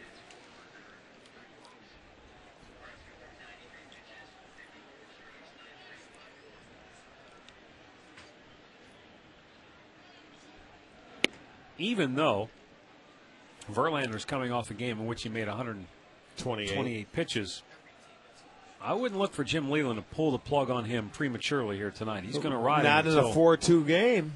This is almost every game for him. And you saw how he managed last night. He pulled in Bonderman and let him face 2 hitters. After he walked him with an 8-run lead, he took him out. He was asked about it afterwards and said, I was trying to win the game, because there were some that thought, did you bring in the left-hander to, have him in a matchup situation there, thinking, about possible playoff matchups? He said, no, I was trying to win the game. Exactly. And with an 8-run lead, you're thinking, whoa. But you know what? You show me a manager with a lead that hasn't clinched and is not nervous, then he's probably not a big league manager, because they never feel like they have it in the bag or feel like it's safe until it's clinched. 27th out. Mm-hmm. Until you get the 27th out of every game, do you breathe easy. And then once you get that 27th out, you start thinking about the first one the next day. No doubt about it. It is a grind. It's like when teams clinch a division or clinch a playoff spot. Yeah, you celebrate it that night. The next day they're thinking about, okay, now what do we do? Yeah. We got to get ready for the playoffs. We got to set up the rotation. Oh, that's all part of the process.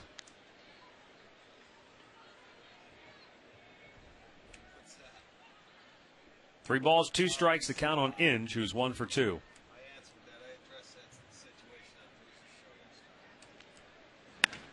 Line towards center. Crow racing back. He's not going to get it. All the way to straightaway center, and Inge rolls into second base with a leadoff double.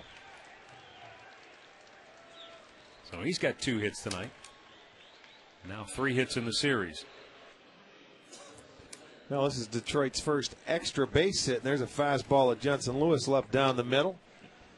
And Brandon Inge took advantage of it. Crow couldn't cut it off, so it'll go as a double. And that's something that's been missing from his repertoire. That's only his 7th extra base hit in his last 44 games, including tonight. Well, he's an all-or-nothing guy. It's either a home run or a punch-out for him most of the time. Gerald Laird drove in a run with a base hit and scored in the 4th. Well, Bunts this one right to third. Peralta. That's what you do. You move them over, and you try and get in an insurance run. Let's go back to the STO studios once again for a Ford Sports update. Al has the latest from the National League. Matt, Rick, the Philadelphia Phillies trying to lock down the National League East, and tonight Ryan Howard against Milwaukee here in the first inning sends this one to the gap in right center field. Chase Utley will score from first. That's been it thus far. Phillies lead the Brew Crew 1-0 in the third. All right, thanks, Al. Ramon Santiago with the infield in cut of the grass around the horn. Drove in a run his last time up with a base hit. And looks at a ball down low.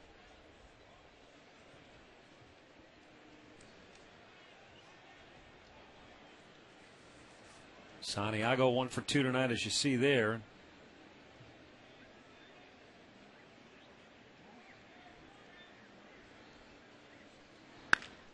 Rounds it to first. Marte tags the bag, looks the runner back, 2 down.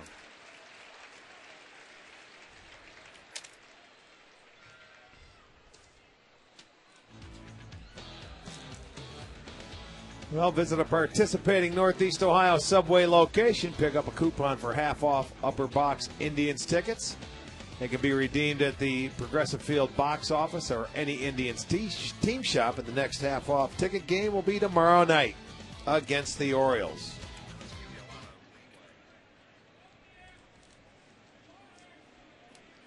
Curtis Granderson steps in. 0 for 3 on the night. Picked up an RBI with a ground out his last time up in the 4th inning.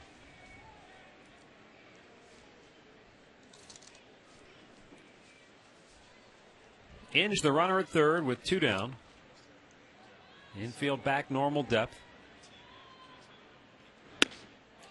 And the Lewis fastball sails high. 6 balls, 6 strikes for Jensen Lewis here in the 6th inning.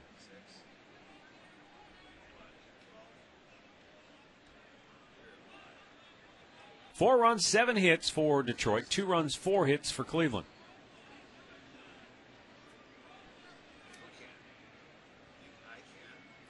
Lewis deals, and a good pitch in there for a strike.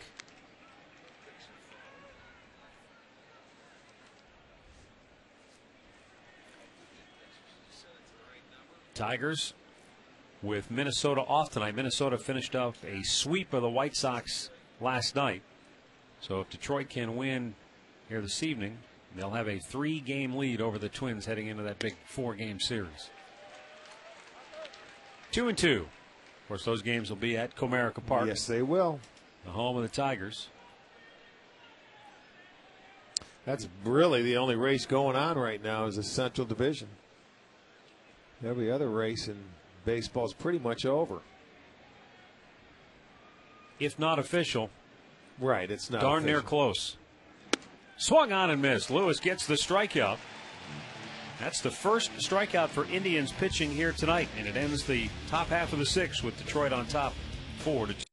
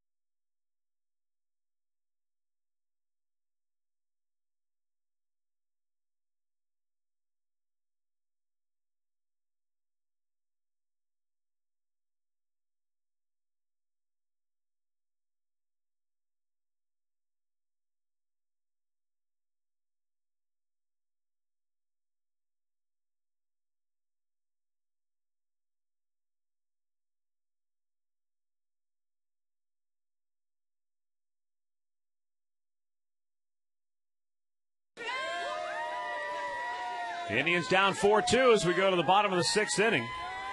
And we'll see Shin-Soo Choo, Travis Hafner, and Johnny Peralta to face Justin Verlander, who only needed 8 pitches to zip through the 5th inning. That 3rd inning, the only blip in the radar for Verlander tonight. He's gone back to pitching ever since then. Yes, he has. He tried to power his way through that 3rd inning, and it cost him. Not only a lot of pitches, but a couple of runs. But since that point, Matt, you're right. He gave that leadoff single up to Peralta, and he has started to pitch again. Starts the inning, as you saw there, at 89 pitches. But he's somewhat of a throwback to where you don't even really pay attention to the pitch count. Jim Leyland will take him out when he's good and ready to take him out. Yeah. Verlander doesn't ever look like he wants to come out of a game. And pitch counts are something, that who cares, the number. 100 is just a number. You talk about stressful pitches, you talk about stressful innings, and if you're in control, he knows his pitcher better than anybody, and he is in cruise control right now. That's 9 strikeouts for Verlander here tonight. Let's take a look at our All Care Dental and Dentures Smile and Easy Cam tonight here at Progressive Field. And a special hello to our All Care friends watching tonight in Toledo, Ohio. All Care Dental and Dentures make seeing the dentist easy. One down here for Travis Hafner, who is 0 for 2 tonight.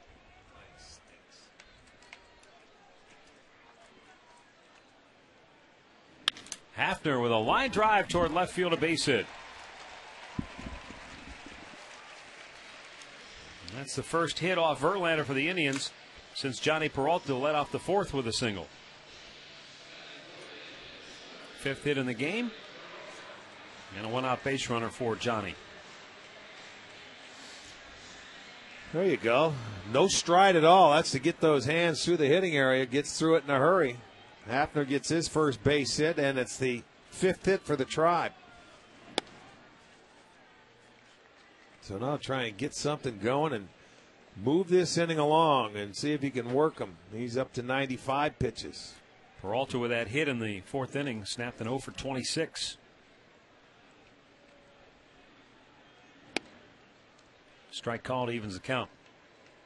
Tonight after the game, join Jim Donovan, Doug Deacon, Tony Grossi, and the coach Sam Retigliano for Lexus Sunday Strategy. They'll get you up to date on the Browns as they prepare for their trip to Baltimore to battle the Ravens.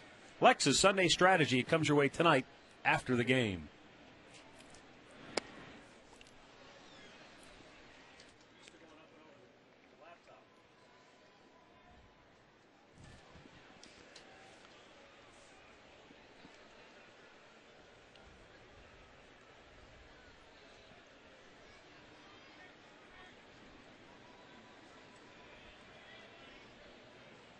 The 1-2.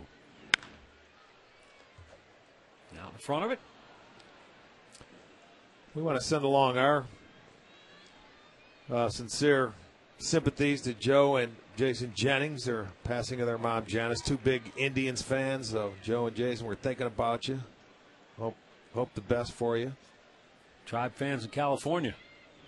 Out on the left coast. You're absolutely right. 2-2 the count on Peralta.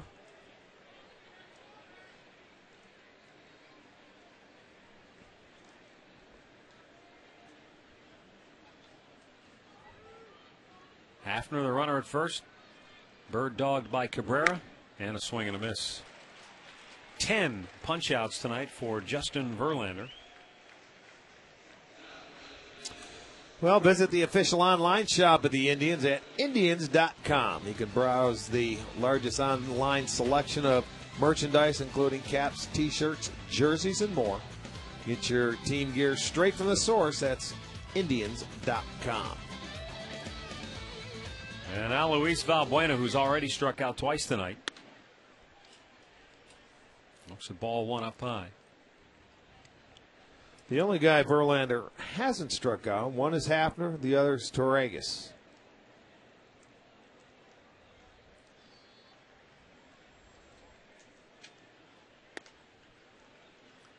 Caught the outside corner, 1-1.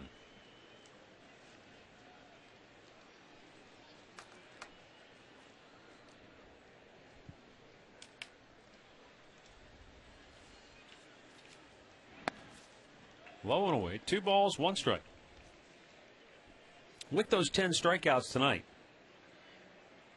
it's the 7th time this year Verlander has struck out at least 10 in the game. I know, and the third time against the Tribe.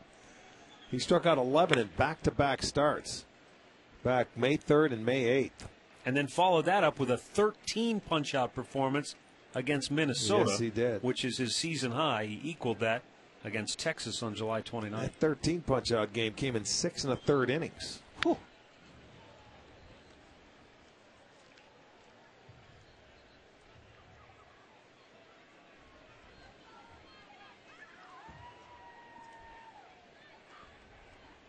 Yeah, so he had 30 strikeouts in his 3 starts against the Indians this year. 11, 11, and 8, and now he's got 10. So that's 40 in 4 starts. That's pretty good. He's had it all working.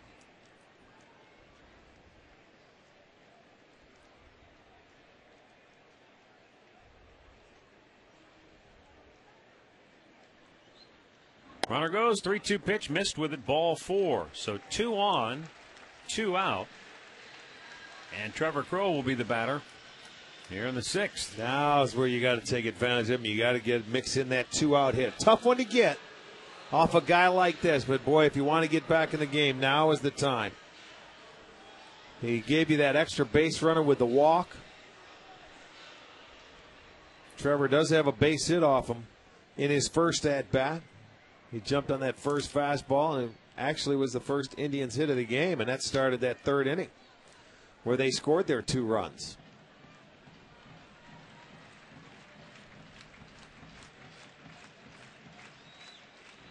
In the dirt, gets away from Laird to the backstop. It goes, and the runners move up to second and third. What a break that is. Now a base hit could tie the game.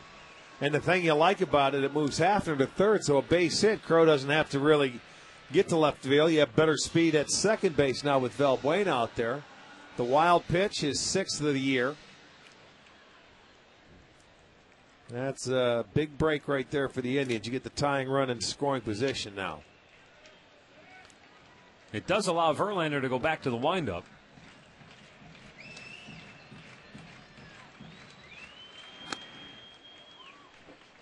.99 miles an hour, and he missed 2-0. Again, see if he goes to that power river. It's almost like when he gets irritated, he just says, when he wants an out, he wants a strikeout, he goes to fastballs. I mean, he really does. I've noticed that from him before. Fastball fisted foul. But, you know, again, if he locates his fastball, you're not going to hit it.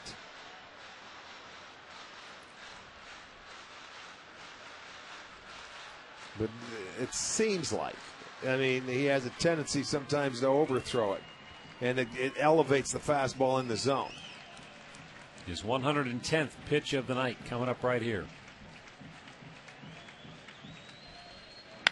Ground ball to short. Santiago throws on the money, and the inning is over. Indians threaten, but they do not score, and through 6, it's 4-2 Detroit.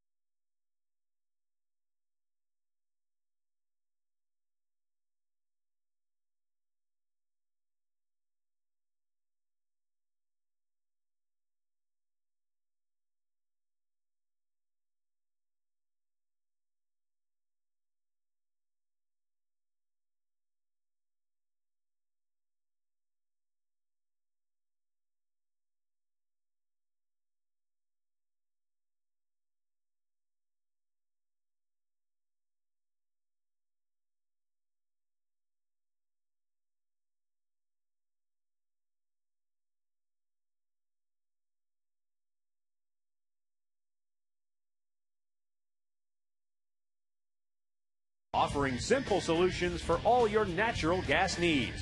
Visit directenergy.com/GoTribe for details. And by AM/PM. Too much good stuff.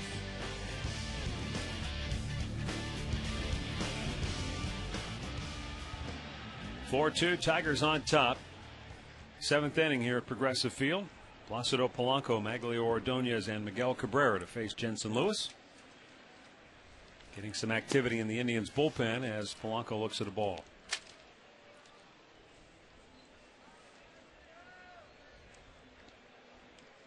Oh for 2 tonight.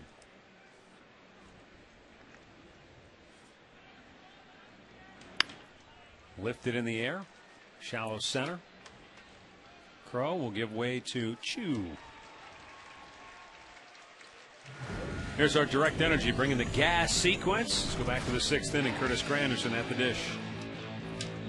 Well, it's going to be the only strikeout so far for the Indians tonight.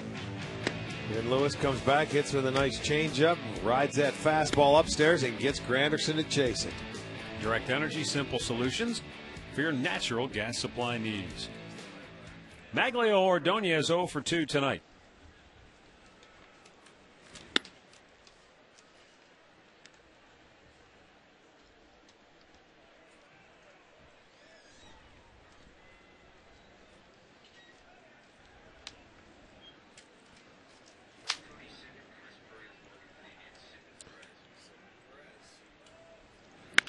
Line drive, base hit into left field for Ordonez.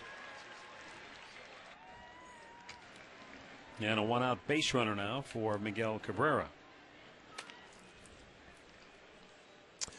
Well, Wednesday, the Indians are going to close out the home portion of their 2009 season. It will be against the Chicago White Sox. It's your chance to win autograph items, other great prizes. And the Indians want to thank you and all the fans for their support throughout the season. So if you would like some tickets for Fan Appreciation Day, 216-420-HITS. Cleet Thomas is now in the game running for Maglio Ordonez at first base. And this is a Jim Leyland move that he makes routinely during the year. If they've got the lead, he wants the defense in the game late.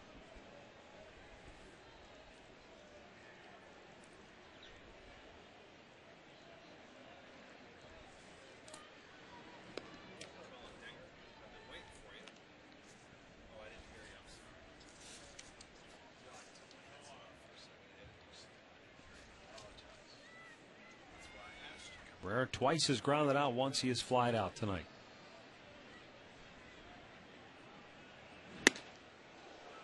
He was gearing up trying to hit that one a country mile, and Lewis threw it up around the letters, couldn't catch up to it. 0-2 the count.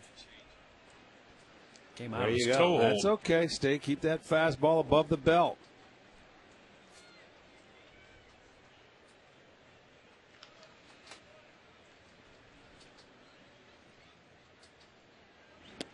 Low and away. A ball and 2 strikes.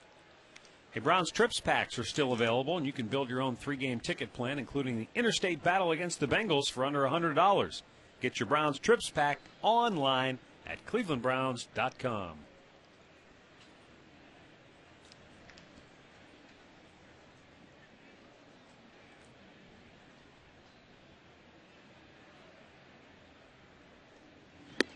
Swung on and missed. He blew it right by him. Second strikeout for Lewis, 2 down here in the 7th.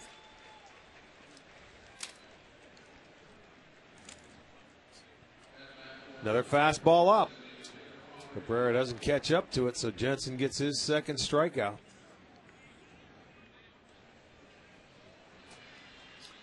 And we've got a timeout as Eric Wedge will go to the bullpen. He'll bring on left-hander Tony Sipp, I do believe, to face Aubrey Huff. Runner aboard with 2 down here in the 7th, and we'll be right back.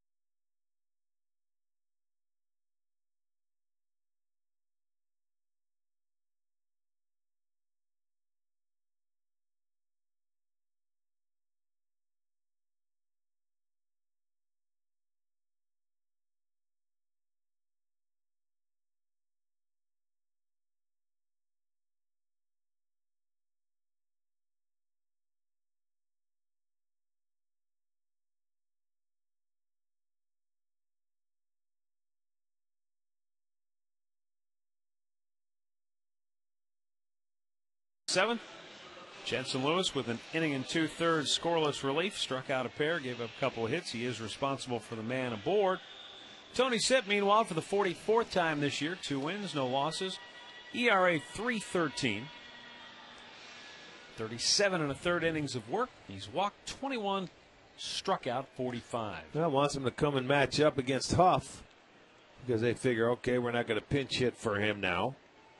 Give him a chance of a left-handed matchup. And then you also have Guillen on deck, who hasn't been hitting right-handed, but he did last night.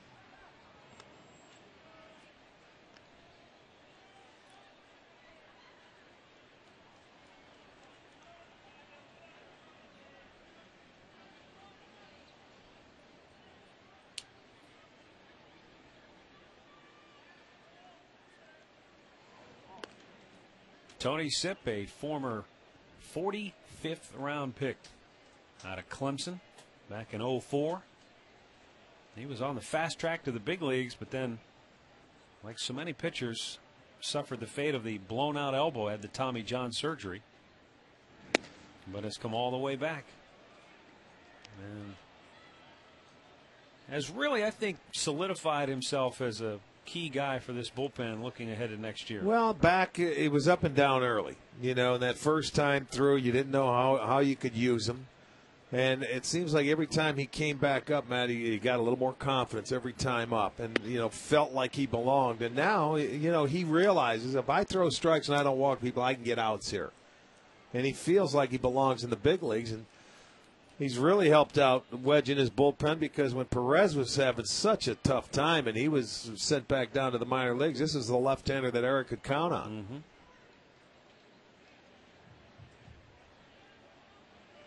You know, and he's not an average left-hander because he throws 92, 93. He has a slider, and then he can get right-handers when he's got his changeup working as well. A pitch that, you know, needs work, but in time will be a very effective pitch for him.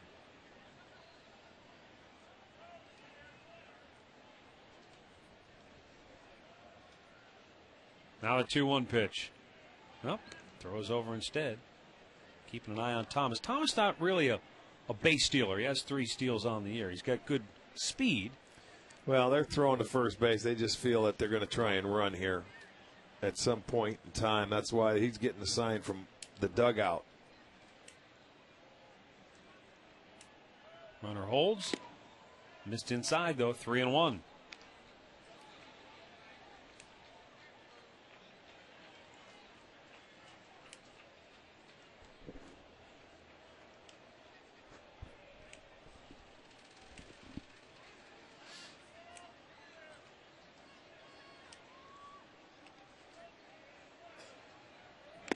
Swung on and foul tip. Full count.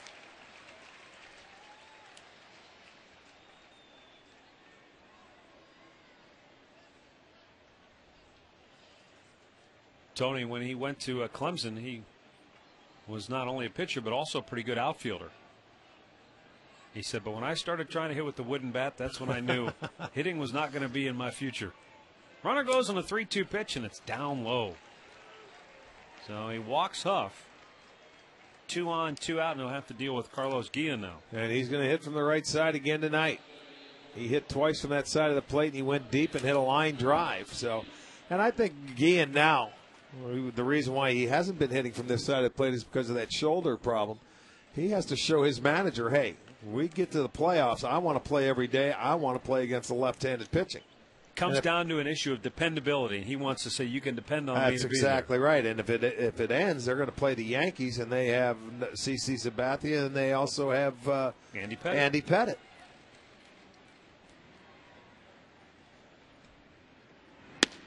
Good breaking ball for a strike.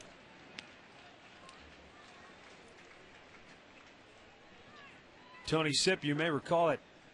First time he came to the big leagues this year with the Indians. In his second appearance, Eric Wedge brought him in, bags juiced. Here's Justin Morneau and Jason Kubel. Go get him. Yeah. And he did. I do remember. He struck him out.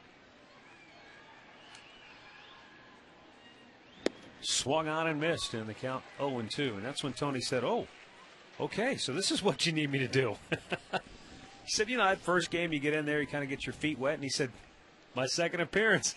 He gives me the ball with the Well, bases we let him loaded, get his game feet on the wet. line, and then we threw him in to the deep end with no life preserver. But I think he obviously showed him something too, that he didn't buckle in that situation or wasn't overwhelmed by it. That's exactly right.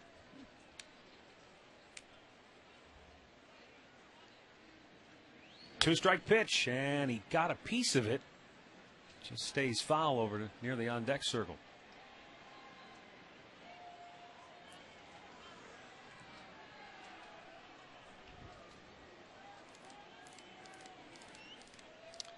Thomas and Huff aboard for Detroit here in the 7th.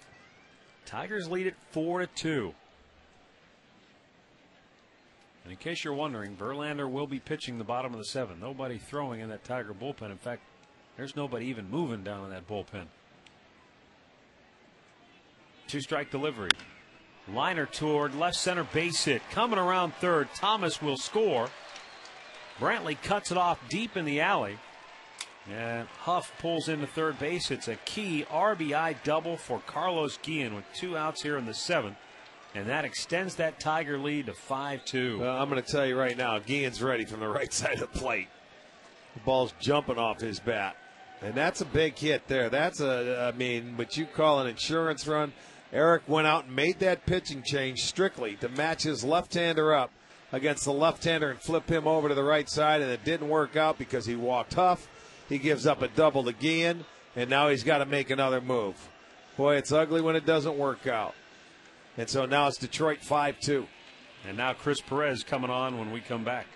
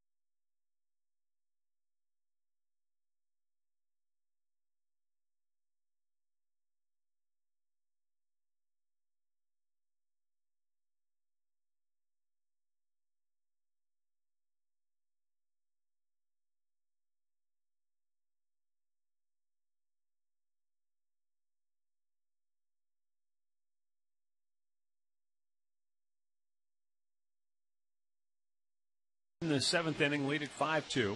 Right-hander Chris Perez coming on now to face Brandon Inge. 29th time this year for Perez. No wins, a loss, ERA 4.5 in 28 innings of work. 10 walks, 35 strikeouts.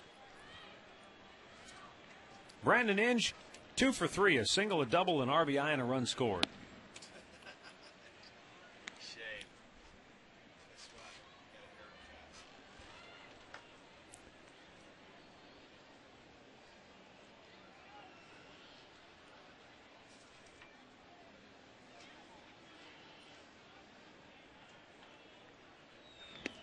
Missed inside, 2-0.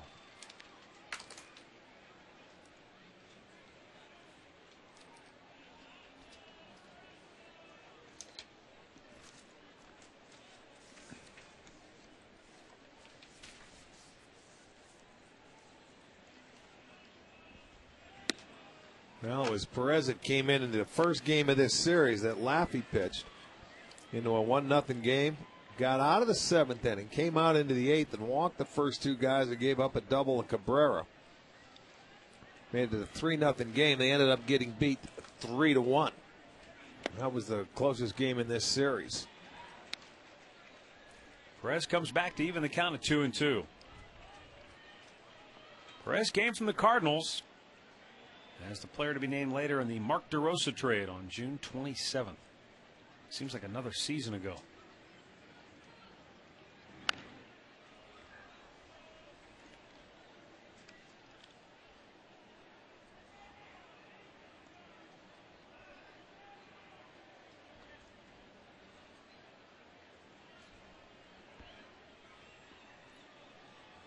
There you see the Tiger base runners with 2 down.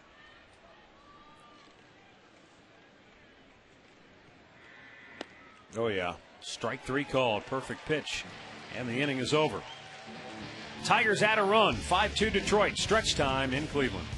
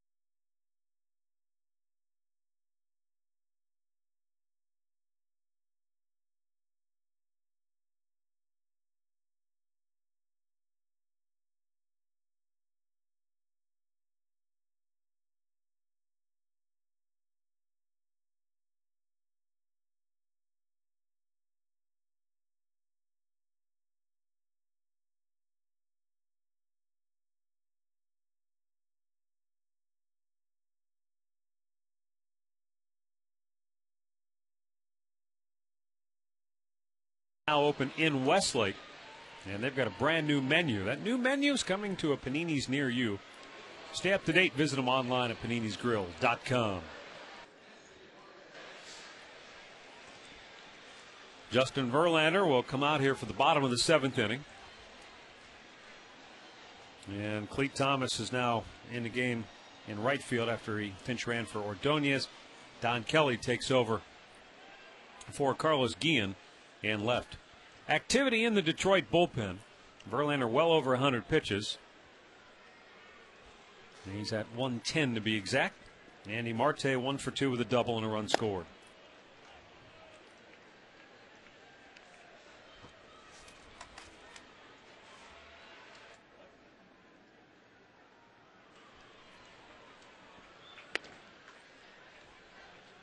One ball, one strike. You know, I remember that one game we faced Greinke here. He was coming off 120 pitch performance. Remember, it was the most he's thrown in that 1 year, and it almost looked like a different guy. The time he pitched in this one, where he minimized pitches. He didn't try and power his way through. He pitched his way through and pitched a great game. He was economical with his pitches. Yeah, he was. And here, I mean, Verlander's throwing the ball very well. He had that one hiccup, the one bad inning in the third, but he's still a guy, when you get a lot of strikeouts, boy, you have a tendency to throw a lot of pitches. And he's at 114 now, and Marte gets his second base hit of the night.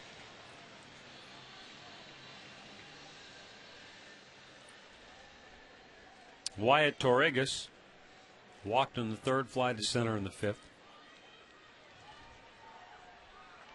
Yeah, guys like Verlander, CC Sabathia, probably Josh Beckett too. Those are guys who are going to throw a lot of pitches. Yeah. I mean, when you get to the end of the season, if you counted them all up, you look at, they probably average the most. You're right, 108, 109 pitches a game, and I think they do. I'm not sure where Roy Halladay would rank, but I bet he's up there too. He's right there as well. He's out there going 9 innings, so he's got to be up there with the pitch count. He came into the night leading the league in innings pitched. Verlander has gone by him, but I'm not sure when Halliday's next start is.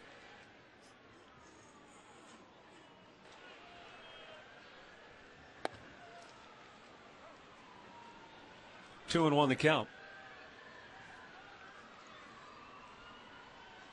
The difference, I think, is when I watch these two guys, and they're both great pitchers. I'm talking Greinke and Justin Verlander. I mean, both great. I think Verlander has a little better feel for the off-speed pitches, how he can throw that, that slow breaking ball, and he can really tease the hitters, but also throw that fastball. This guy's more of a power pitcher, I guess, if you could say that. They're both power pitchers, but you think Greinke has a better overall feel, though? I do. 2-2. Fouled back. Murph looked it up. Verlander does lead the league in number of pitches thrown, which doesn't surprise me. No, it doesn't surprise me. When you lead the league in strikeouts, you throw a lot of pitches. I mean, this guy, a big, long body, and he's out there throwing 115 every game, it seems.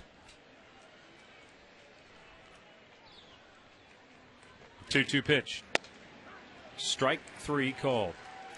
Wyatt Torregas is the 11th strikeout victim tonight of Justin Verlander. First time he's gone down via the strikeout. And let's go back to the studios once again for another Ford Sports Update. Here's Al. Well, Matt and Rick, Boston's Victor Martinez continued his hitting streak tonight. This was number 23, so he increases that. The Red Sox increased their lead over Kansas City. It's now 4-0 in the fourth inning at Kauffman Stadium. Back to you. Michael Brantley looks at a ball down low. Brantley 1 for 3 tonight, drove in the Indians' only 2 runs back in the third with a base hit into right field.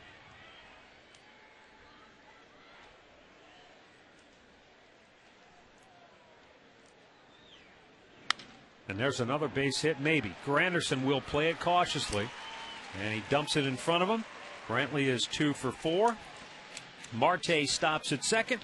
Indians will bring the tying run to the plate here in their half of the 7th inning with 1 out.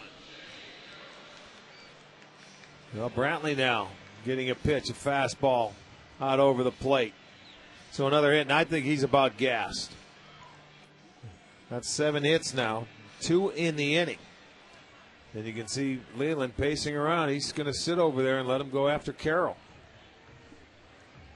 122 pitches for Verlander. What do you have? He had Lyon and Bobby C. up warming in the bullpen. Yep. Righty lefty, so they're ready.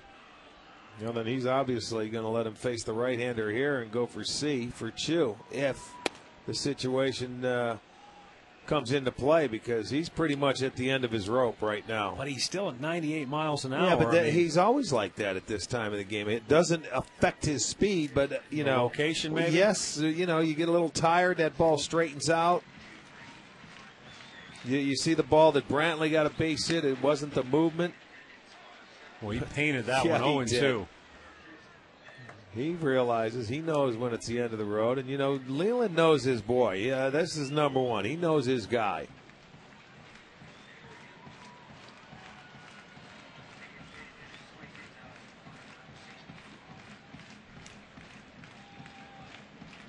And the 0-2 pitch in the dirt.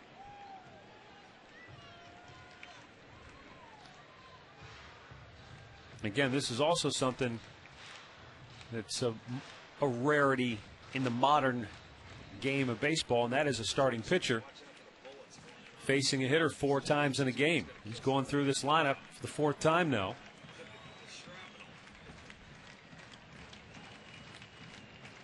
The 1-2. Carroll with a soft liner. It's double play. Oh, how about that? He short hopped the pick and turns 2 to end the inning. So the Tribe threatens, but they do not score. And Verlander with 7 strong innings here tonight.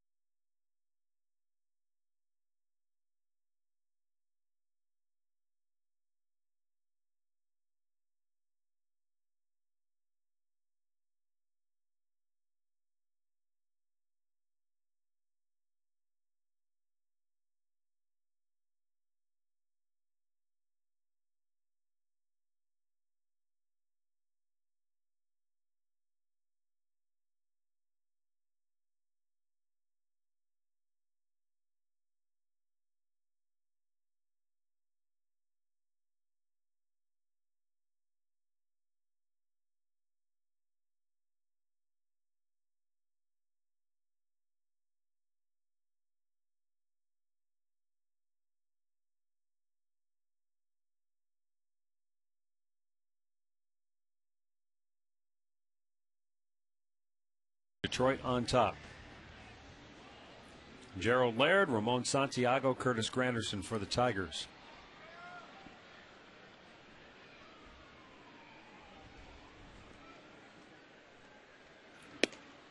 And Chris Perez fires a fastball in for a first pitch strike.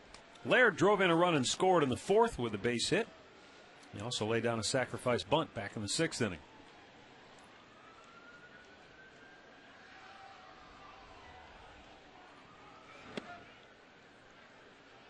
1-1 to count.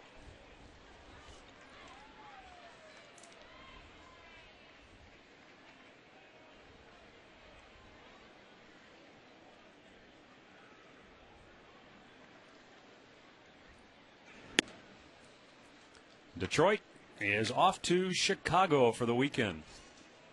3 games against the White Sox, and then back home to finish the season. They've got the 4-gamer against Minnesota next Monday, Tuesday, Wednesday, and Thursday, and then they'll finish the year at home against the White Sox. In the air, right field. Chu has it, 1 down.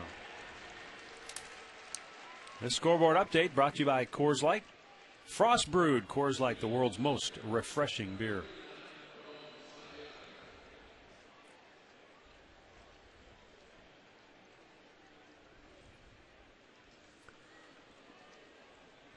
Ramon Santiago 1 out of 3 tonight.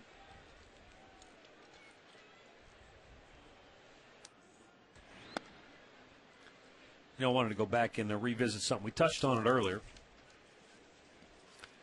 Tigers first base coach Andy Van Slyke said he was a former Gold Glove winner. I didn't realize, Rick, that his 5 Gold Gloves that he won for the Pirates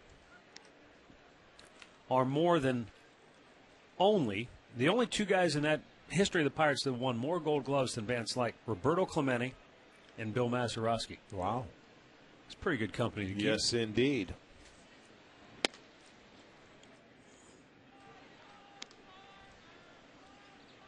And don't forget, he played with Barry Bonds on one side of him and Bobby Bonilla for a number of years on the other. 3-0 pitch. Bullseye. And that's when Bonds could play left field. Oh, yeah. He was very good.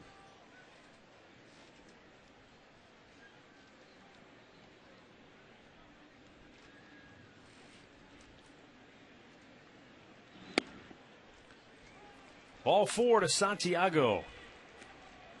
And a 1-out walk. And we'll bring up Curtis Granderson. There's the results of our Alltel text poll question of the game. And 40% of our viewers tonight feel Shin-Soo Choo has been the Indians' MVP this year.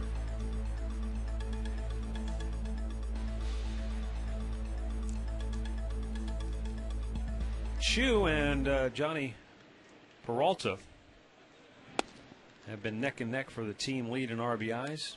Chu has 79, Peralta was 78.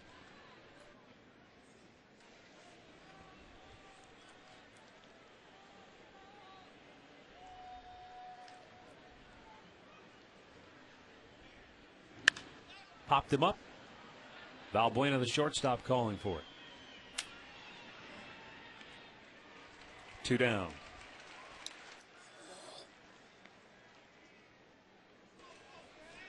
Going to bring up Placido Polanco. 0 for 3 tonight.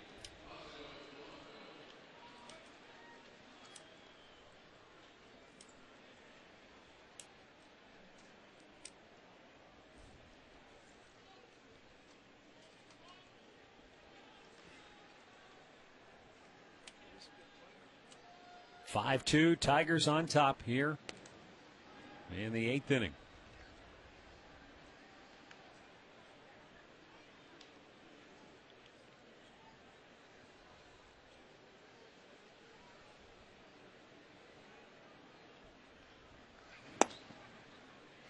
A little bit low, ball 1.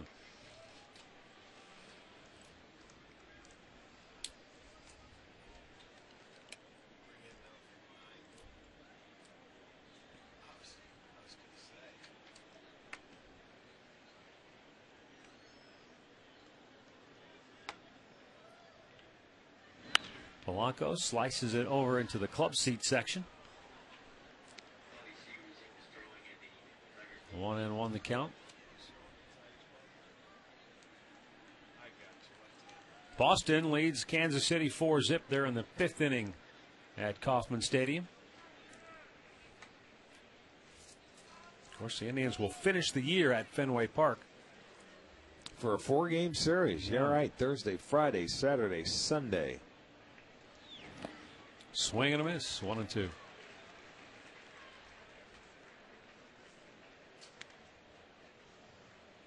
The Red Sox are 5 games back of the Yankees in the loss column in the AL East. They've still got the 3-game series left. So for Boston to win the East, they would have to sweep and get a little help. The 1-2 pitch, runner goes, and a swing and a foul back.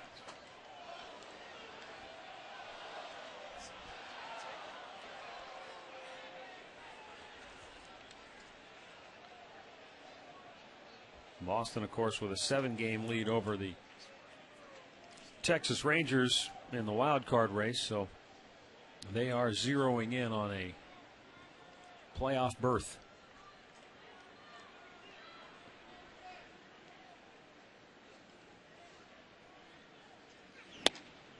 Just missed. And if you're wondering, well, what does it matter if you're in, you're in? The only difference would be if you win the East, you play the wild card team. Or you you play the Central winner. You'll play the team with the worst record. Because you can't play the wild card. Right. Not from your own division. Yeah. So the team with the best record would play that division leader that doesn't have one. So if you win the East, you get Detroit or Minnesota. Right. If you're the wild card, you get the Angels. That is correct.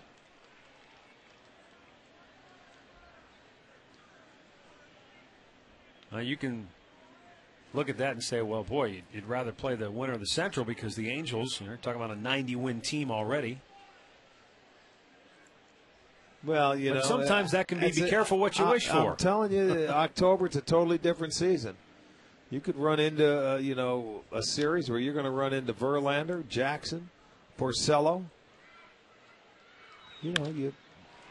Base hit right field. Chu on one hop. They're going to wave him home. Here comes the throw to the plate. It's offline and they'll score. Throw down to second and not in time there.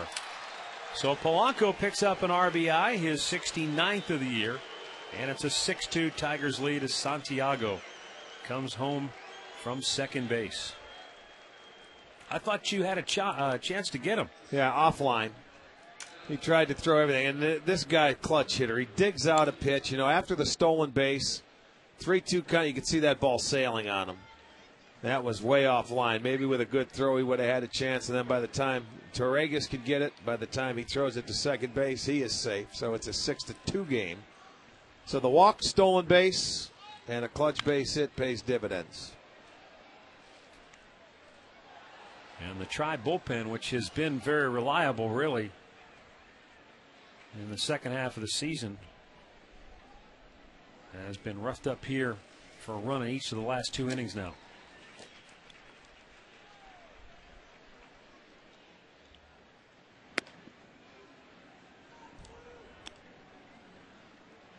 One and one to count on Cleat Thomas. First at bat of the night, came on as a pinch runner for Ordonez in the 7th.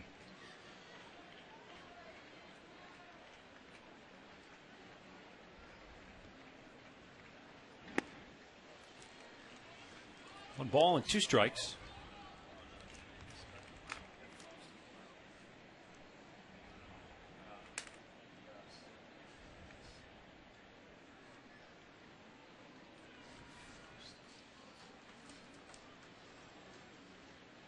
The 1-2. Just missed on the outside part of the plate. Big Football Friday here on Sports Time Ohio. Got a classic high school football Division III championship game from 07 at noon tomorrow. Peralta slings it over and retires Thomas for the inning-ending out. Tigers tack on a run, though. Go to the bottom of the 8th, 6-2 Detroit.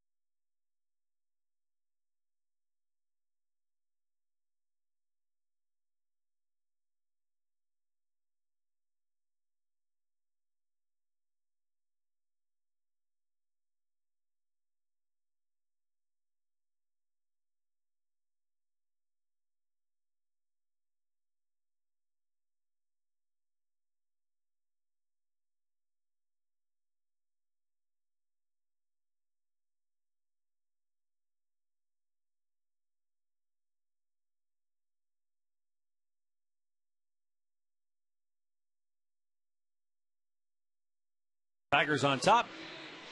Bottom of the 8th inning. Bobby C. will face Shin-Soo Choo, Travis Hafner, and then Johnny Peralta due up here in the 8th inning. Bobby C. for the 66th time this year. So Verlander looking for his 4th win against the Indians this year. He ended up going 30 innings this year, gave up 3 earned runs, and had 41 punch-outs against the Tribe. And 2 of those runs were tonight. Yeah. That's exactly right. Boy, oh boy. 11 strikeouts tonight for Verlander. Detroit looking for their second 3-game sweep here at Progressive Field this year.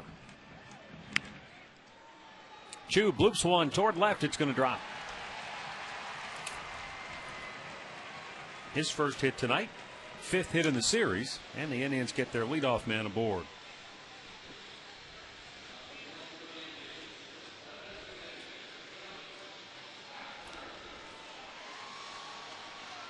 He just fisted that ball out, bloops it in, and found a hole.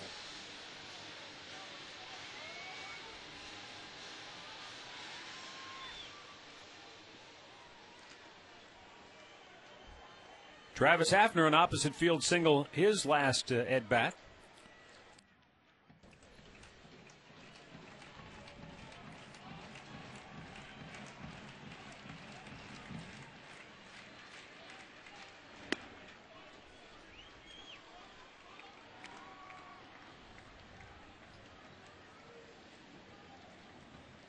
I was saying before we went to break last half inning, tomorrow at noon, Division III championship game from 2007 between Big Walnut and Licking Valley.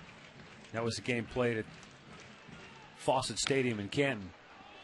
And Licking Valley had a fullback and a linebacker in that game by the name of Storm Klein, who's now with the Buckeyes at Ohio State. Oh, yeah? Tough kid, yeah. It was late in the game, and I remember he wasn't in. He was on the sideline, and he was over there, and he was kind of stretching. And I made the comment on the air that looks like maybe he's got a shoulder problem. You know, he's kind of stretching, trying to get loose.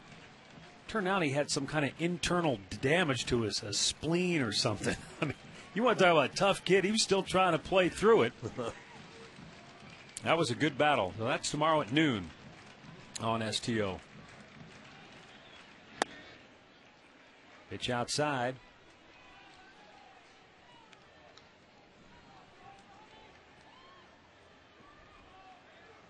And, of course, tomorrow night at 7 o'clock, O's and Indians right here from Progressive Field. The matchup for tomorrow night's ball game is going to be Fausto Carmona against David Hernandez.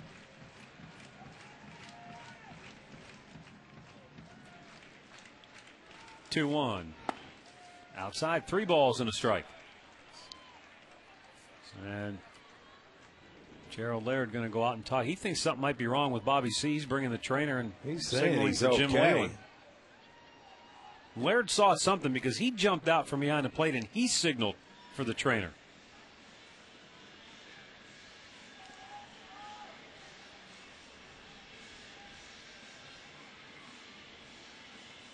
This is an important guy for Detroit. I mean, he's their left-handed specialist. They do have Fouté, but, you know, Bobby C's the guy Jim Leyland really counts on. Well, it doesn't seem to be anything wrong with him.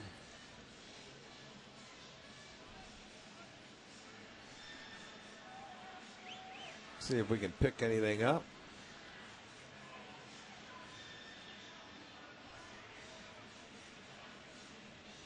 I don't know. I didn't see anything. Sometimes it may be what the ball does that it tips the catcher off, saying, oh, that didn't look right. I don't know. 3-1 pitch. And that fastball in there for a strike, full count.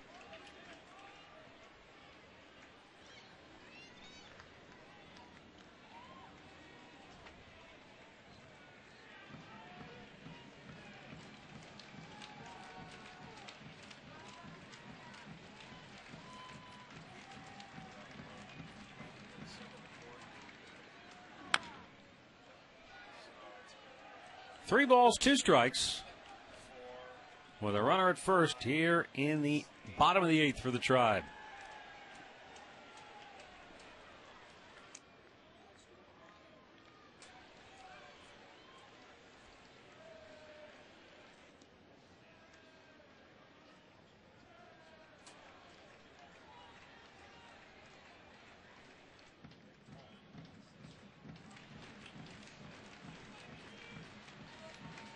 Eric Wedge looking on, hoping to see Hafner get into one here. And the 3-2 is bulleted past Cabrera at first, down into the right field corner.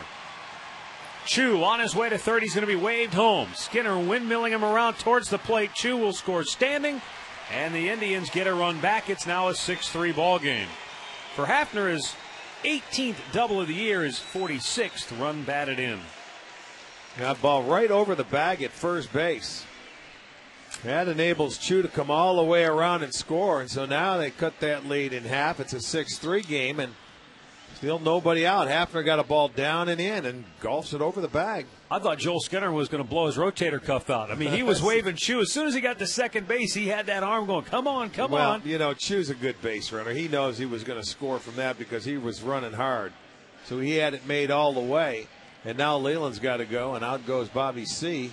Two he's hitters, going back to the two bullpen. hits. That's exactly right. So a timeout here at Progressive Field. Indians down 6-3.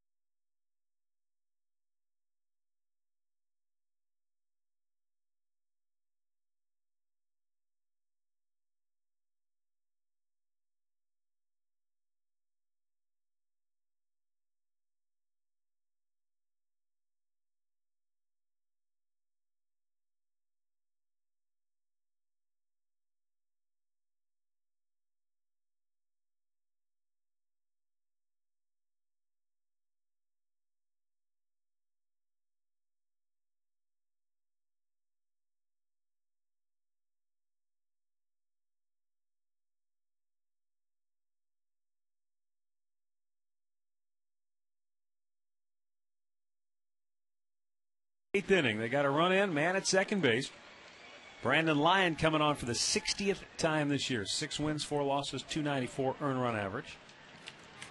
And he'll be facing Johnny Peralta, who's 1 for 3 tonight. Well, every run now very, very important with this man on second base, nobody out to get him in. You remember back in the third inning when they had 2 runs in and already second and third. That's not going to get it done. No. The barrel of that bat, I think, went farther than the ball did. The barrel ended up all the way almost down by the tarp into the front row. That was amazing. Be careful. You might stab somebody with that accidentally. I mean, who wants to save that? You can't use it. Unless I put that in the fireplace for a little kindling wood. I'm a little worried about the way he's wiggling. That is a pretty sharp edge on the end of that thing.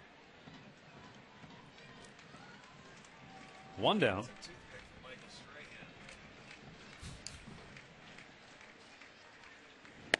Pitch outside to Valbuena.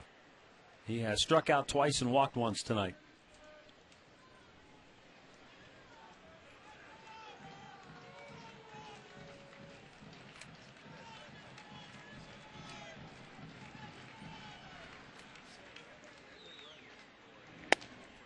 Caught the outside corner, 1-1.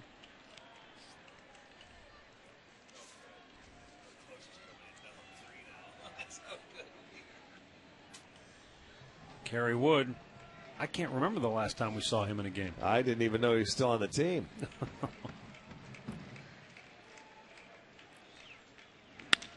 Valbuena, line drive base hit into center field, and Hafner will have to stop at third. Granderson had him played shallow, and he got to it quickly.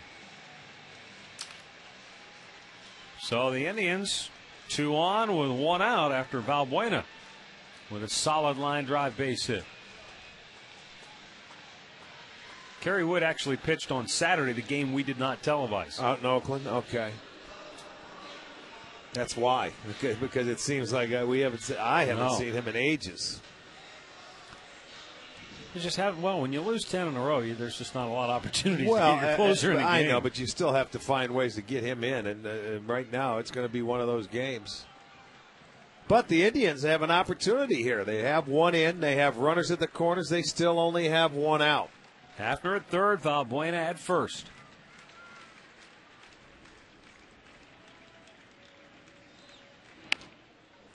Little bouncer to first base. What is it? Cabrera throws home, and Hafner is a dead duck. 2 down. Valbuena to second. And Crow at first on the fielder's choice.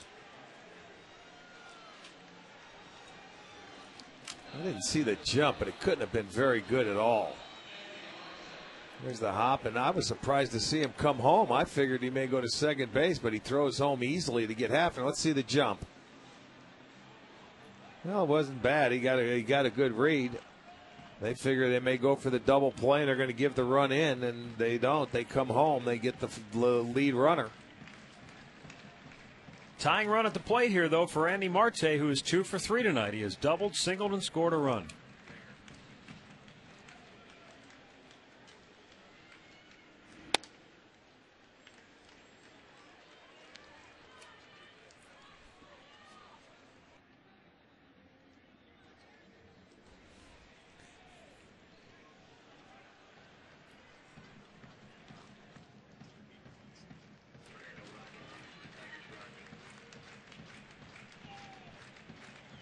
Lyon deals.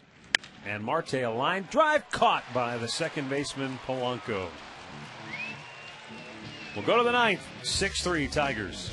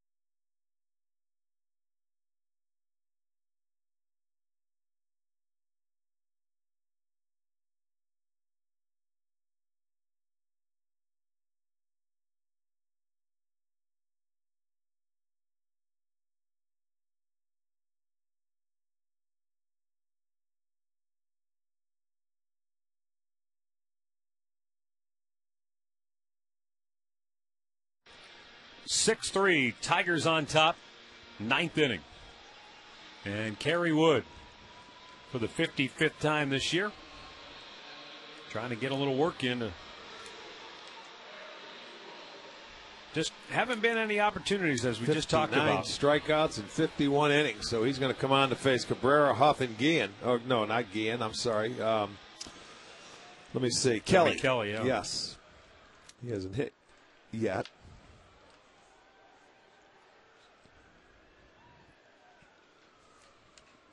Cabrera 0 for 4 tonight.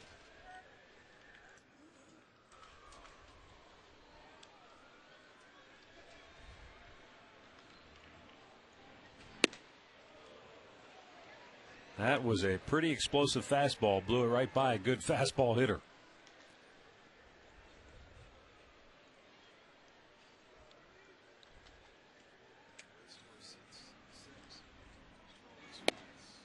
painted the outside corner at the knees with that one, and it's 0-2.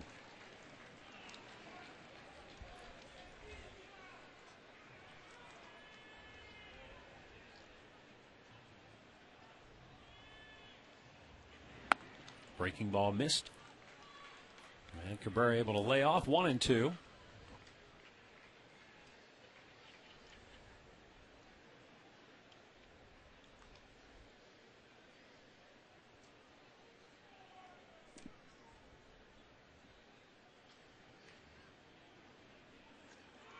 Swung on and missed. I mean, he just blew it by him. One down here in the ninth. Well, no second guessing there. Here it is. Let's see if you can hit it. And he does not. It's up at the top of the zone. He throws it right by him. Strikeout number 1 for Kerry Wood. Aubrey Huff 1 out of 3 tonight. Singleton scored back in the 4th.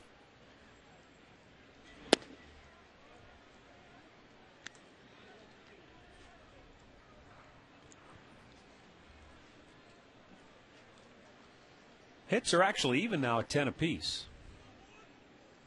The Indians on the short end of a 6-3 score.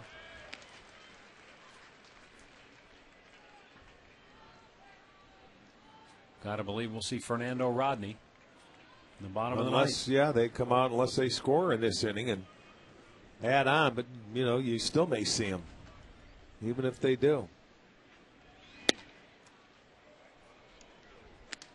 2 balls and a strike.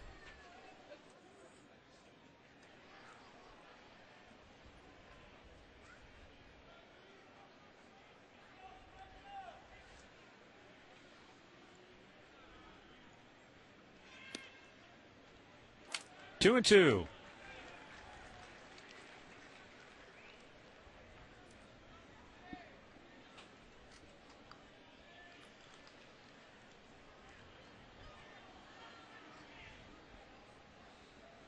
Wood delivers, and it's low and away. Full count.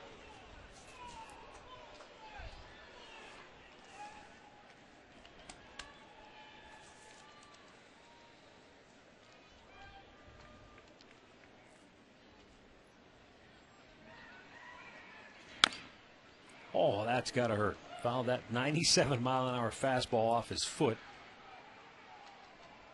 That's about the 3rd time tonight he's hit one down in that area. That goes straight down onto the instep. Oh. Need some steel-toed shoes, some steel boots.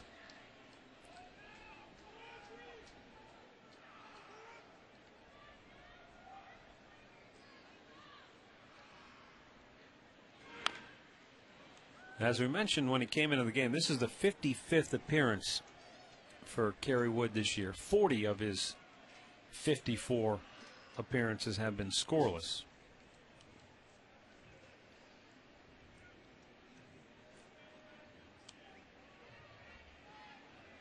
And he's been good in 10 of his last 11 save chances going back to June 23rd.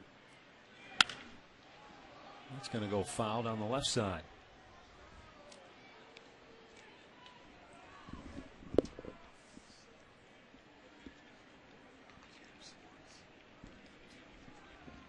Kerry Wood had a pretty good run from May 20th through June 17th. He did not allow a run in 11 appearances.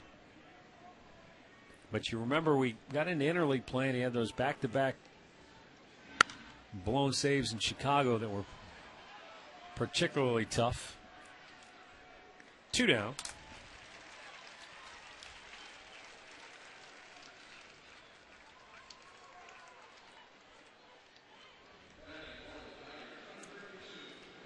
Don Kelly will get his first at bat tonight. Came on defensively for Carlos Guillen, who had 3 hits tonight. Guillen went 3 for 3 tonight, so he ends up 6 for 7 in the series. Yeah, some kind of series for him. And, you know, from the right side of the plate, he looked pretty, he looked good. He looked very good.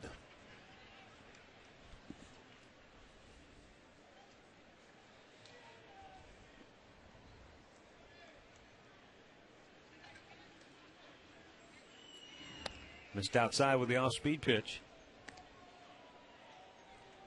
Here's Rodney. He's up. He's ready.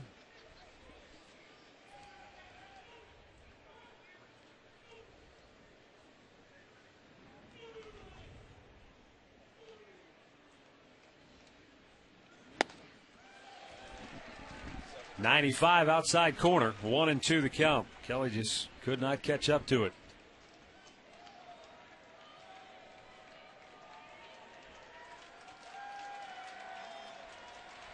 Drive down 6-3. Kerry Wood trying to mow him down 1-2-3 here in the top of the ninth. 1-2 pitch. Up high.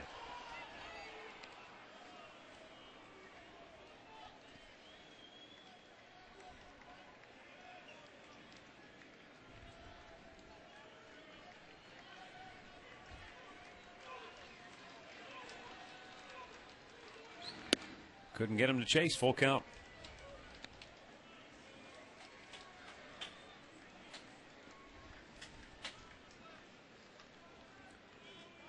Brandon Idge hoping for a chance. Kerry Wood hoping to put him away right here. Boy, just off the outside edge. So a 2-out base runner for Brandon Inge, who has 2 hits on the night. A single, a double, an RBI, and a run scored. Our Northern Ohio Buick Pontiac GMC performance of the game goes to Justin Verlander. Struck out 11 batters, and look at those numbers for the year. 3 times this year he has punched out 11 Indians out of his 4 starts. The other time it was 8, and he has had some kind of year. 4 wins against the Tribe.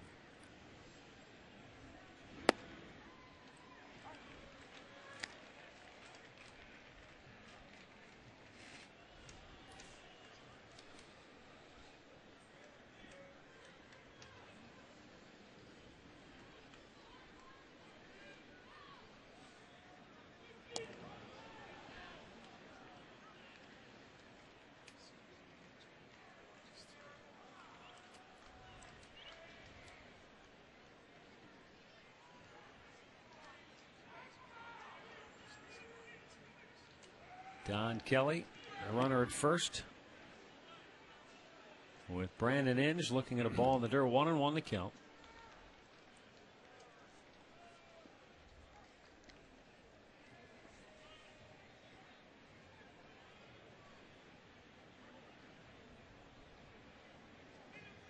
Tigers looking to go 12 games over 500, trying to win their 4th straight.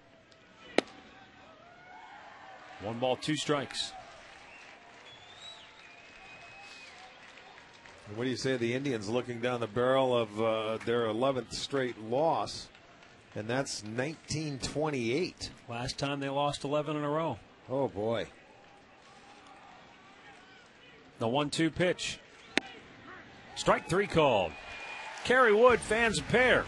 We'll go to the bottom of the ninth. Indians down 6-3.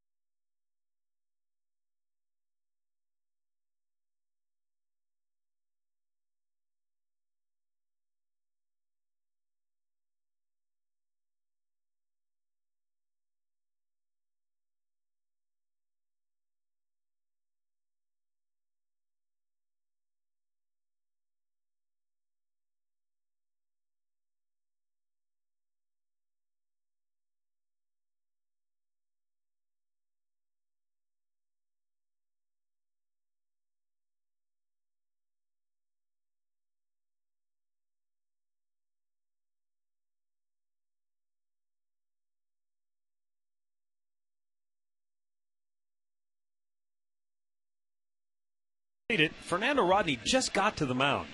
I don't know what in the world. Maybe he was tying his shoes, but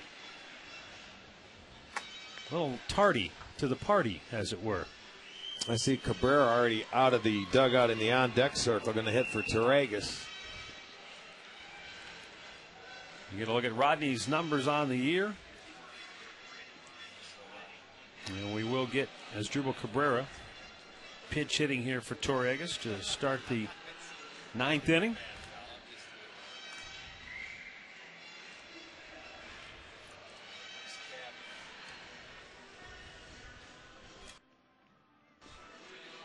Asdrubal Cabrera, as I mentioned earlier tonight, was in the starting lineup originally, but then he was scratched.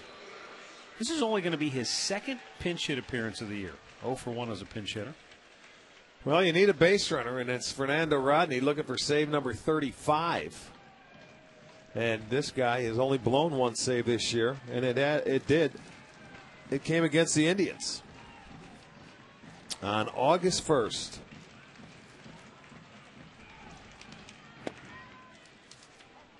Fastball strike. With Rodney, if he's throwing the fastball for strikes early in the count, You're could be in trouble. Yeah, there's no doubt. That's exactly right. He has 5 saves in his 10 games against the Indians to this point. Yeah, you're right. The fastball, his changeup really sets up off that heater. We have seen him at times where, he hasn't been able to throw the fastball for strikes, so you've been able to sit on his changeup at times. But now he's got you 0-2. It's a tough situation.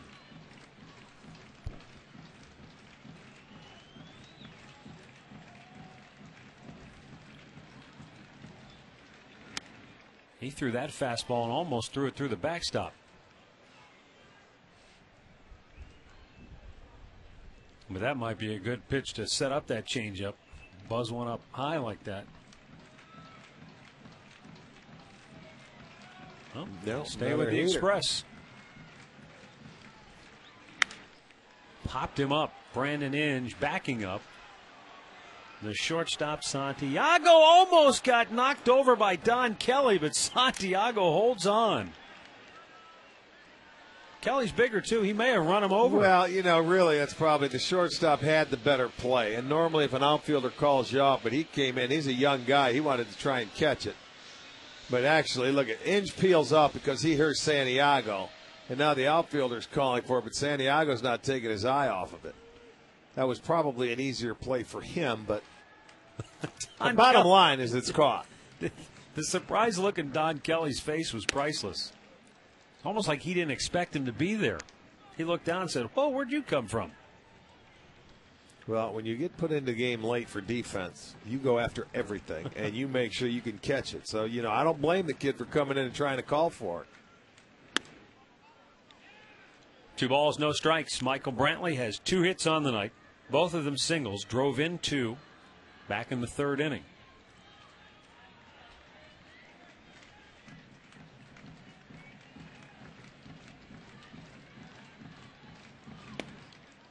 Good fastball for a strike, 2-1.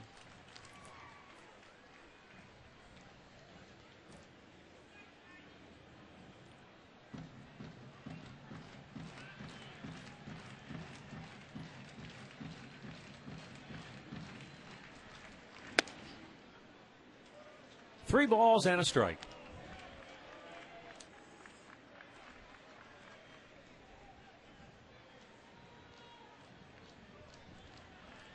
Jamie Carroll on deck.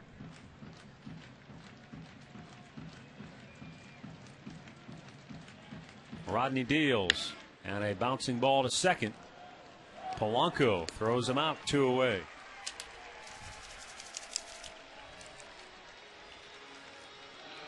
Jamie Carroll, the last hope for the Indians to try and keep it alive. He's 0 for 4 tonight.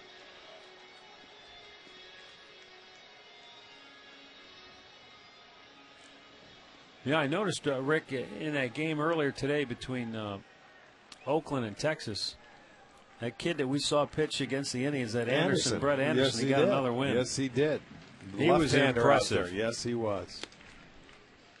He beat Scott Feldman, who I think was second in the league in wins coming into that game tonight. I think he was second only to CeCe. Yeah, he had 17 wins. Yes, he did. 1-0 pitch. A called strike.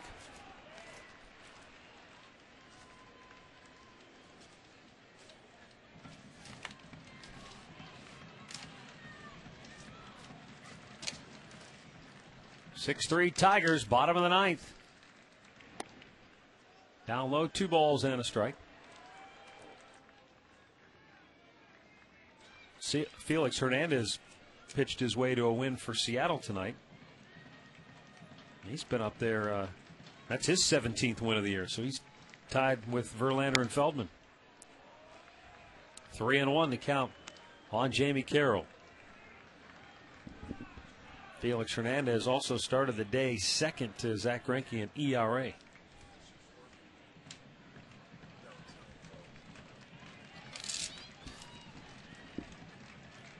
Three-one count, pitch to Carroll, and it's ball 4.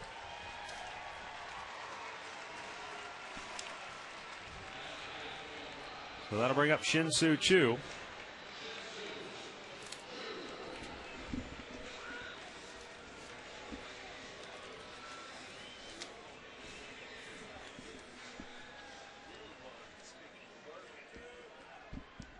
Choo singled and scored his last time up. Tigers won't hold Carroll on, so he'll probably take off here. No, why not? He does. He goes into second base. Takes away the force.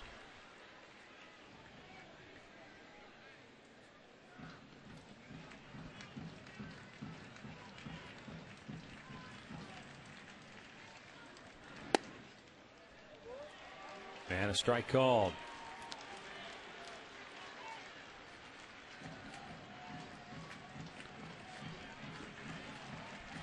No balls, 2 strikes. 2 down, a runner at second base.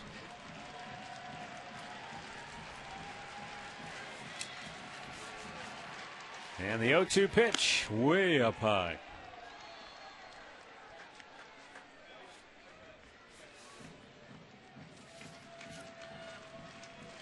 Stay tuned for the Conrad's postgame show. Comes your way right after we wrap things up here. We'll look back at the highlights, get you set up for the weekend series against the Orioles tomorrow.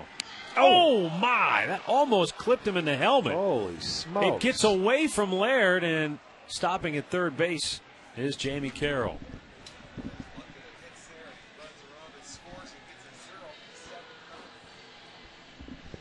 I wasn't sure if Carroll was going to stop running the way that ball caromed around. He could have. Look at that. I mean, that's right at the coconut. That I'm telling you, that's scary right there.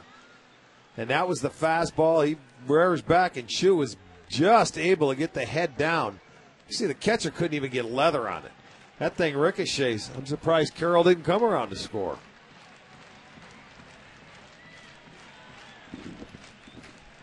And now the 2-2 pitch. High drive, deep right field. Thomas back on the track. He's out of room. It's out of here. Shin-Soo Choo with a 2-out, 2-run homer makes it a 1-run game. His 17th home run of the year. RBIs number 80 and 81 for Choo. Well, that's how you answer it right there. Step up to the dish, you get a fastball, and you hit it out of the ballpark. So Choo responds to that head-high fastball. It's going to be our Pepsi home run replay, and look at that. He gets that might have been a changeup. It came back a little bit. Hard to tell. But Choo stayed on it beautifully and hit a home run. First one in 7 games for the Indians, and that brings them within 1, makes it a 6-5 ball game. And now Travis Hafner steps in. Hafner 2 for 4 tonight, a single, a double, and a run batted in. And it's in the dirt for ball 1.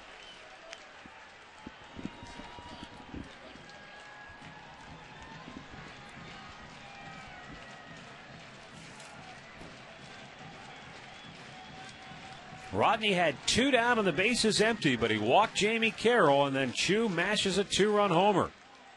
And he catches a break there with a called strike to Hafner. That's twice tonight Joe West and Travis Hafner have not been on the same page.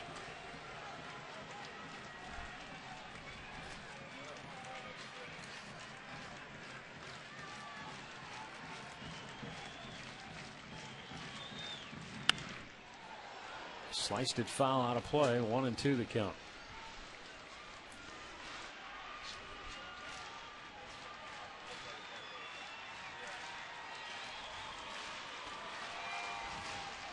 Jim Leland anxiously watching his closer make this a dicey affair here in the ninth.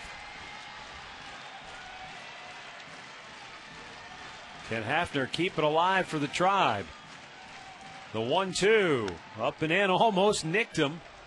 And the last time he went up and in, the next one landed in the seats.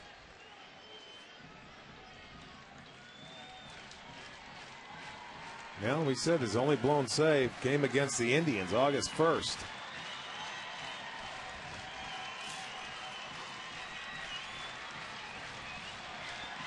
Let's see if history can repeat itself. The 2-2. Chopper up the middle, it's through. Hafner keeps the inning alive for the Tribe, and the tying run is aboard here in the bottom of the ninth inning. Johnny Peralta will be the batter, and we'll get a pinch runner now for Hafner, who just banged one right through the box. And once it got over Rodney's head, it was clear sailing. Newman Romero will come on to run at first base for Travis Hafner as Tigers pitching coach Rick Knapp pays a visit to the mound.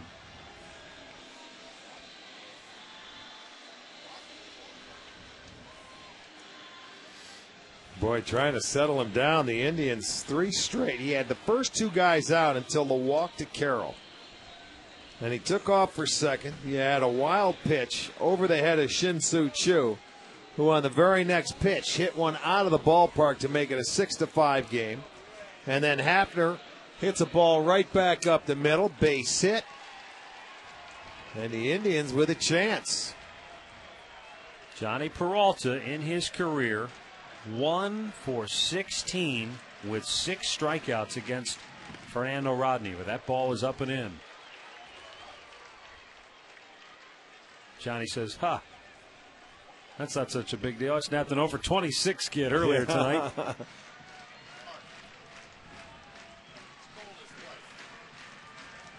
Here's the set of the pitch.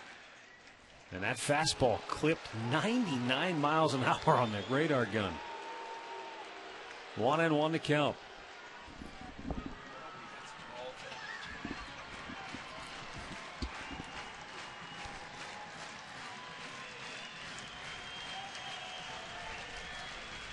Now the 1-1. Low, 2 balls and a strike. Isn't it funny when you think back with 2 outs and the bases empty, Jamie Carroll walks. And you know they didn't hold him. He just let him go to second base. I know, because now of a 3-run lead. Now you got to you have to hold ball him. Game in the matter of a couple of moments. Yes, it is a 1-run ball game now, and you know the pressure now on the defense and the pitcher. 2 balls, 2 strikes. Well, we talked about it earlier as a manager. Until you get that 27th out, you never ever take anything for granted. Shin-Soo Choo's 2-out, 2-run blast here in the bottom of the ninth has brought the Indians to within 1. Peralta and the Indians down to their last strike here in the bottom of the ninth. Just missed, full count.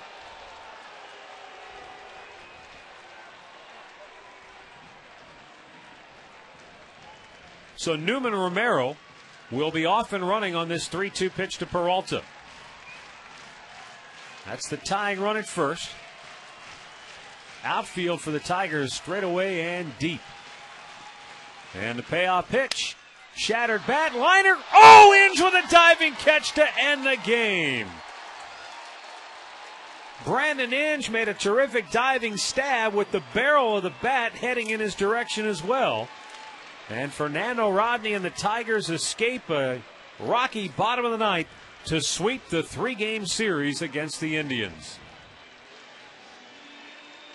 Thought maybe for a moment it would get through, but Inge with the diving catch, and you saw the barrel hurtling towards him at the same time.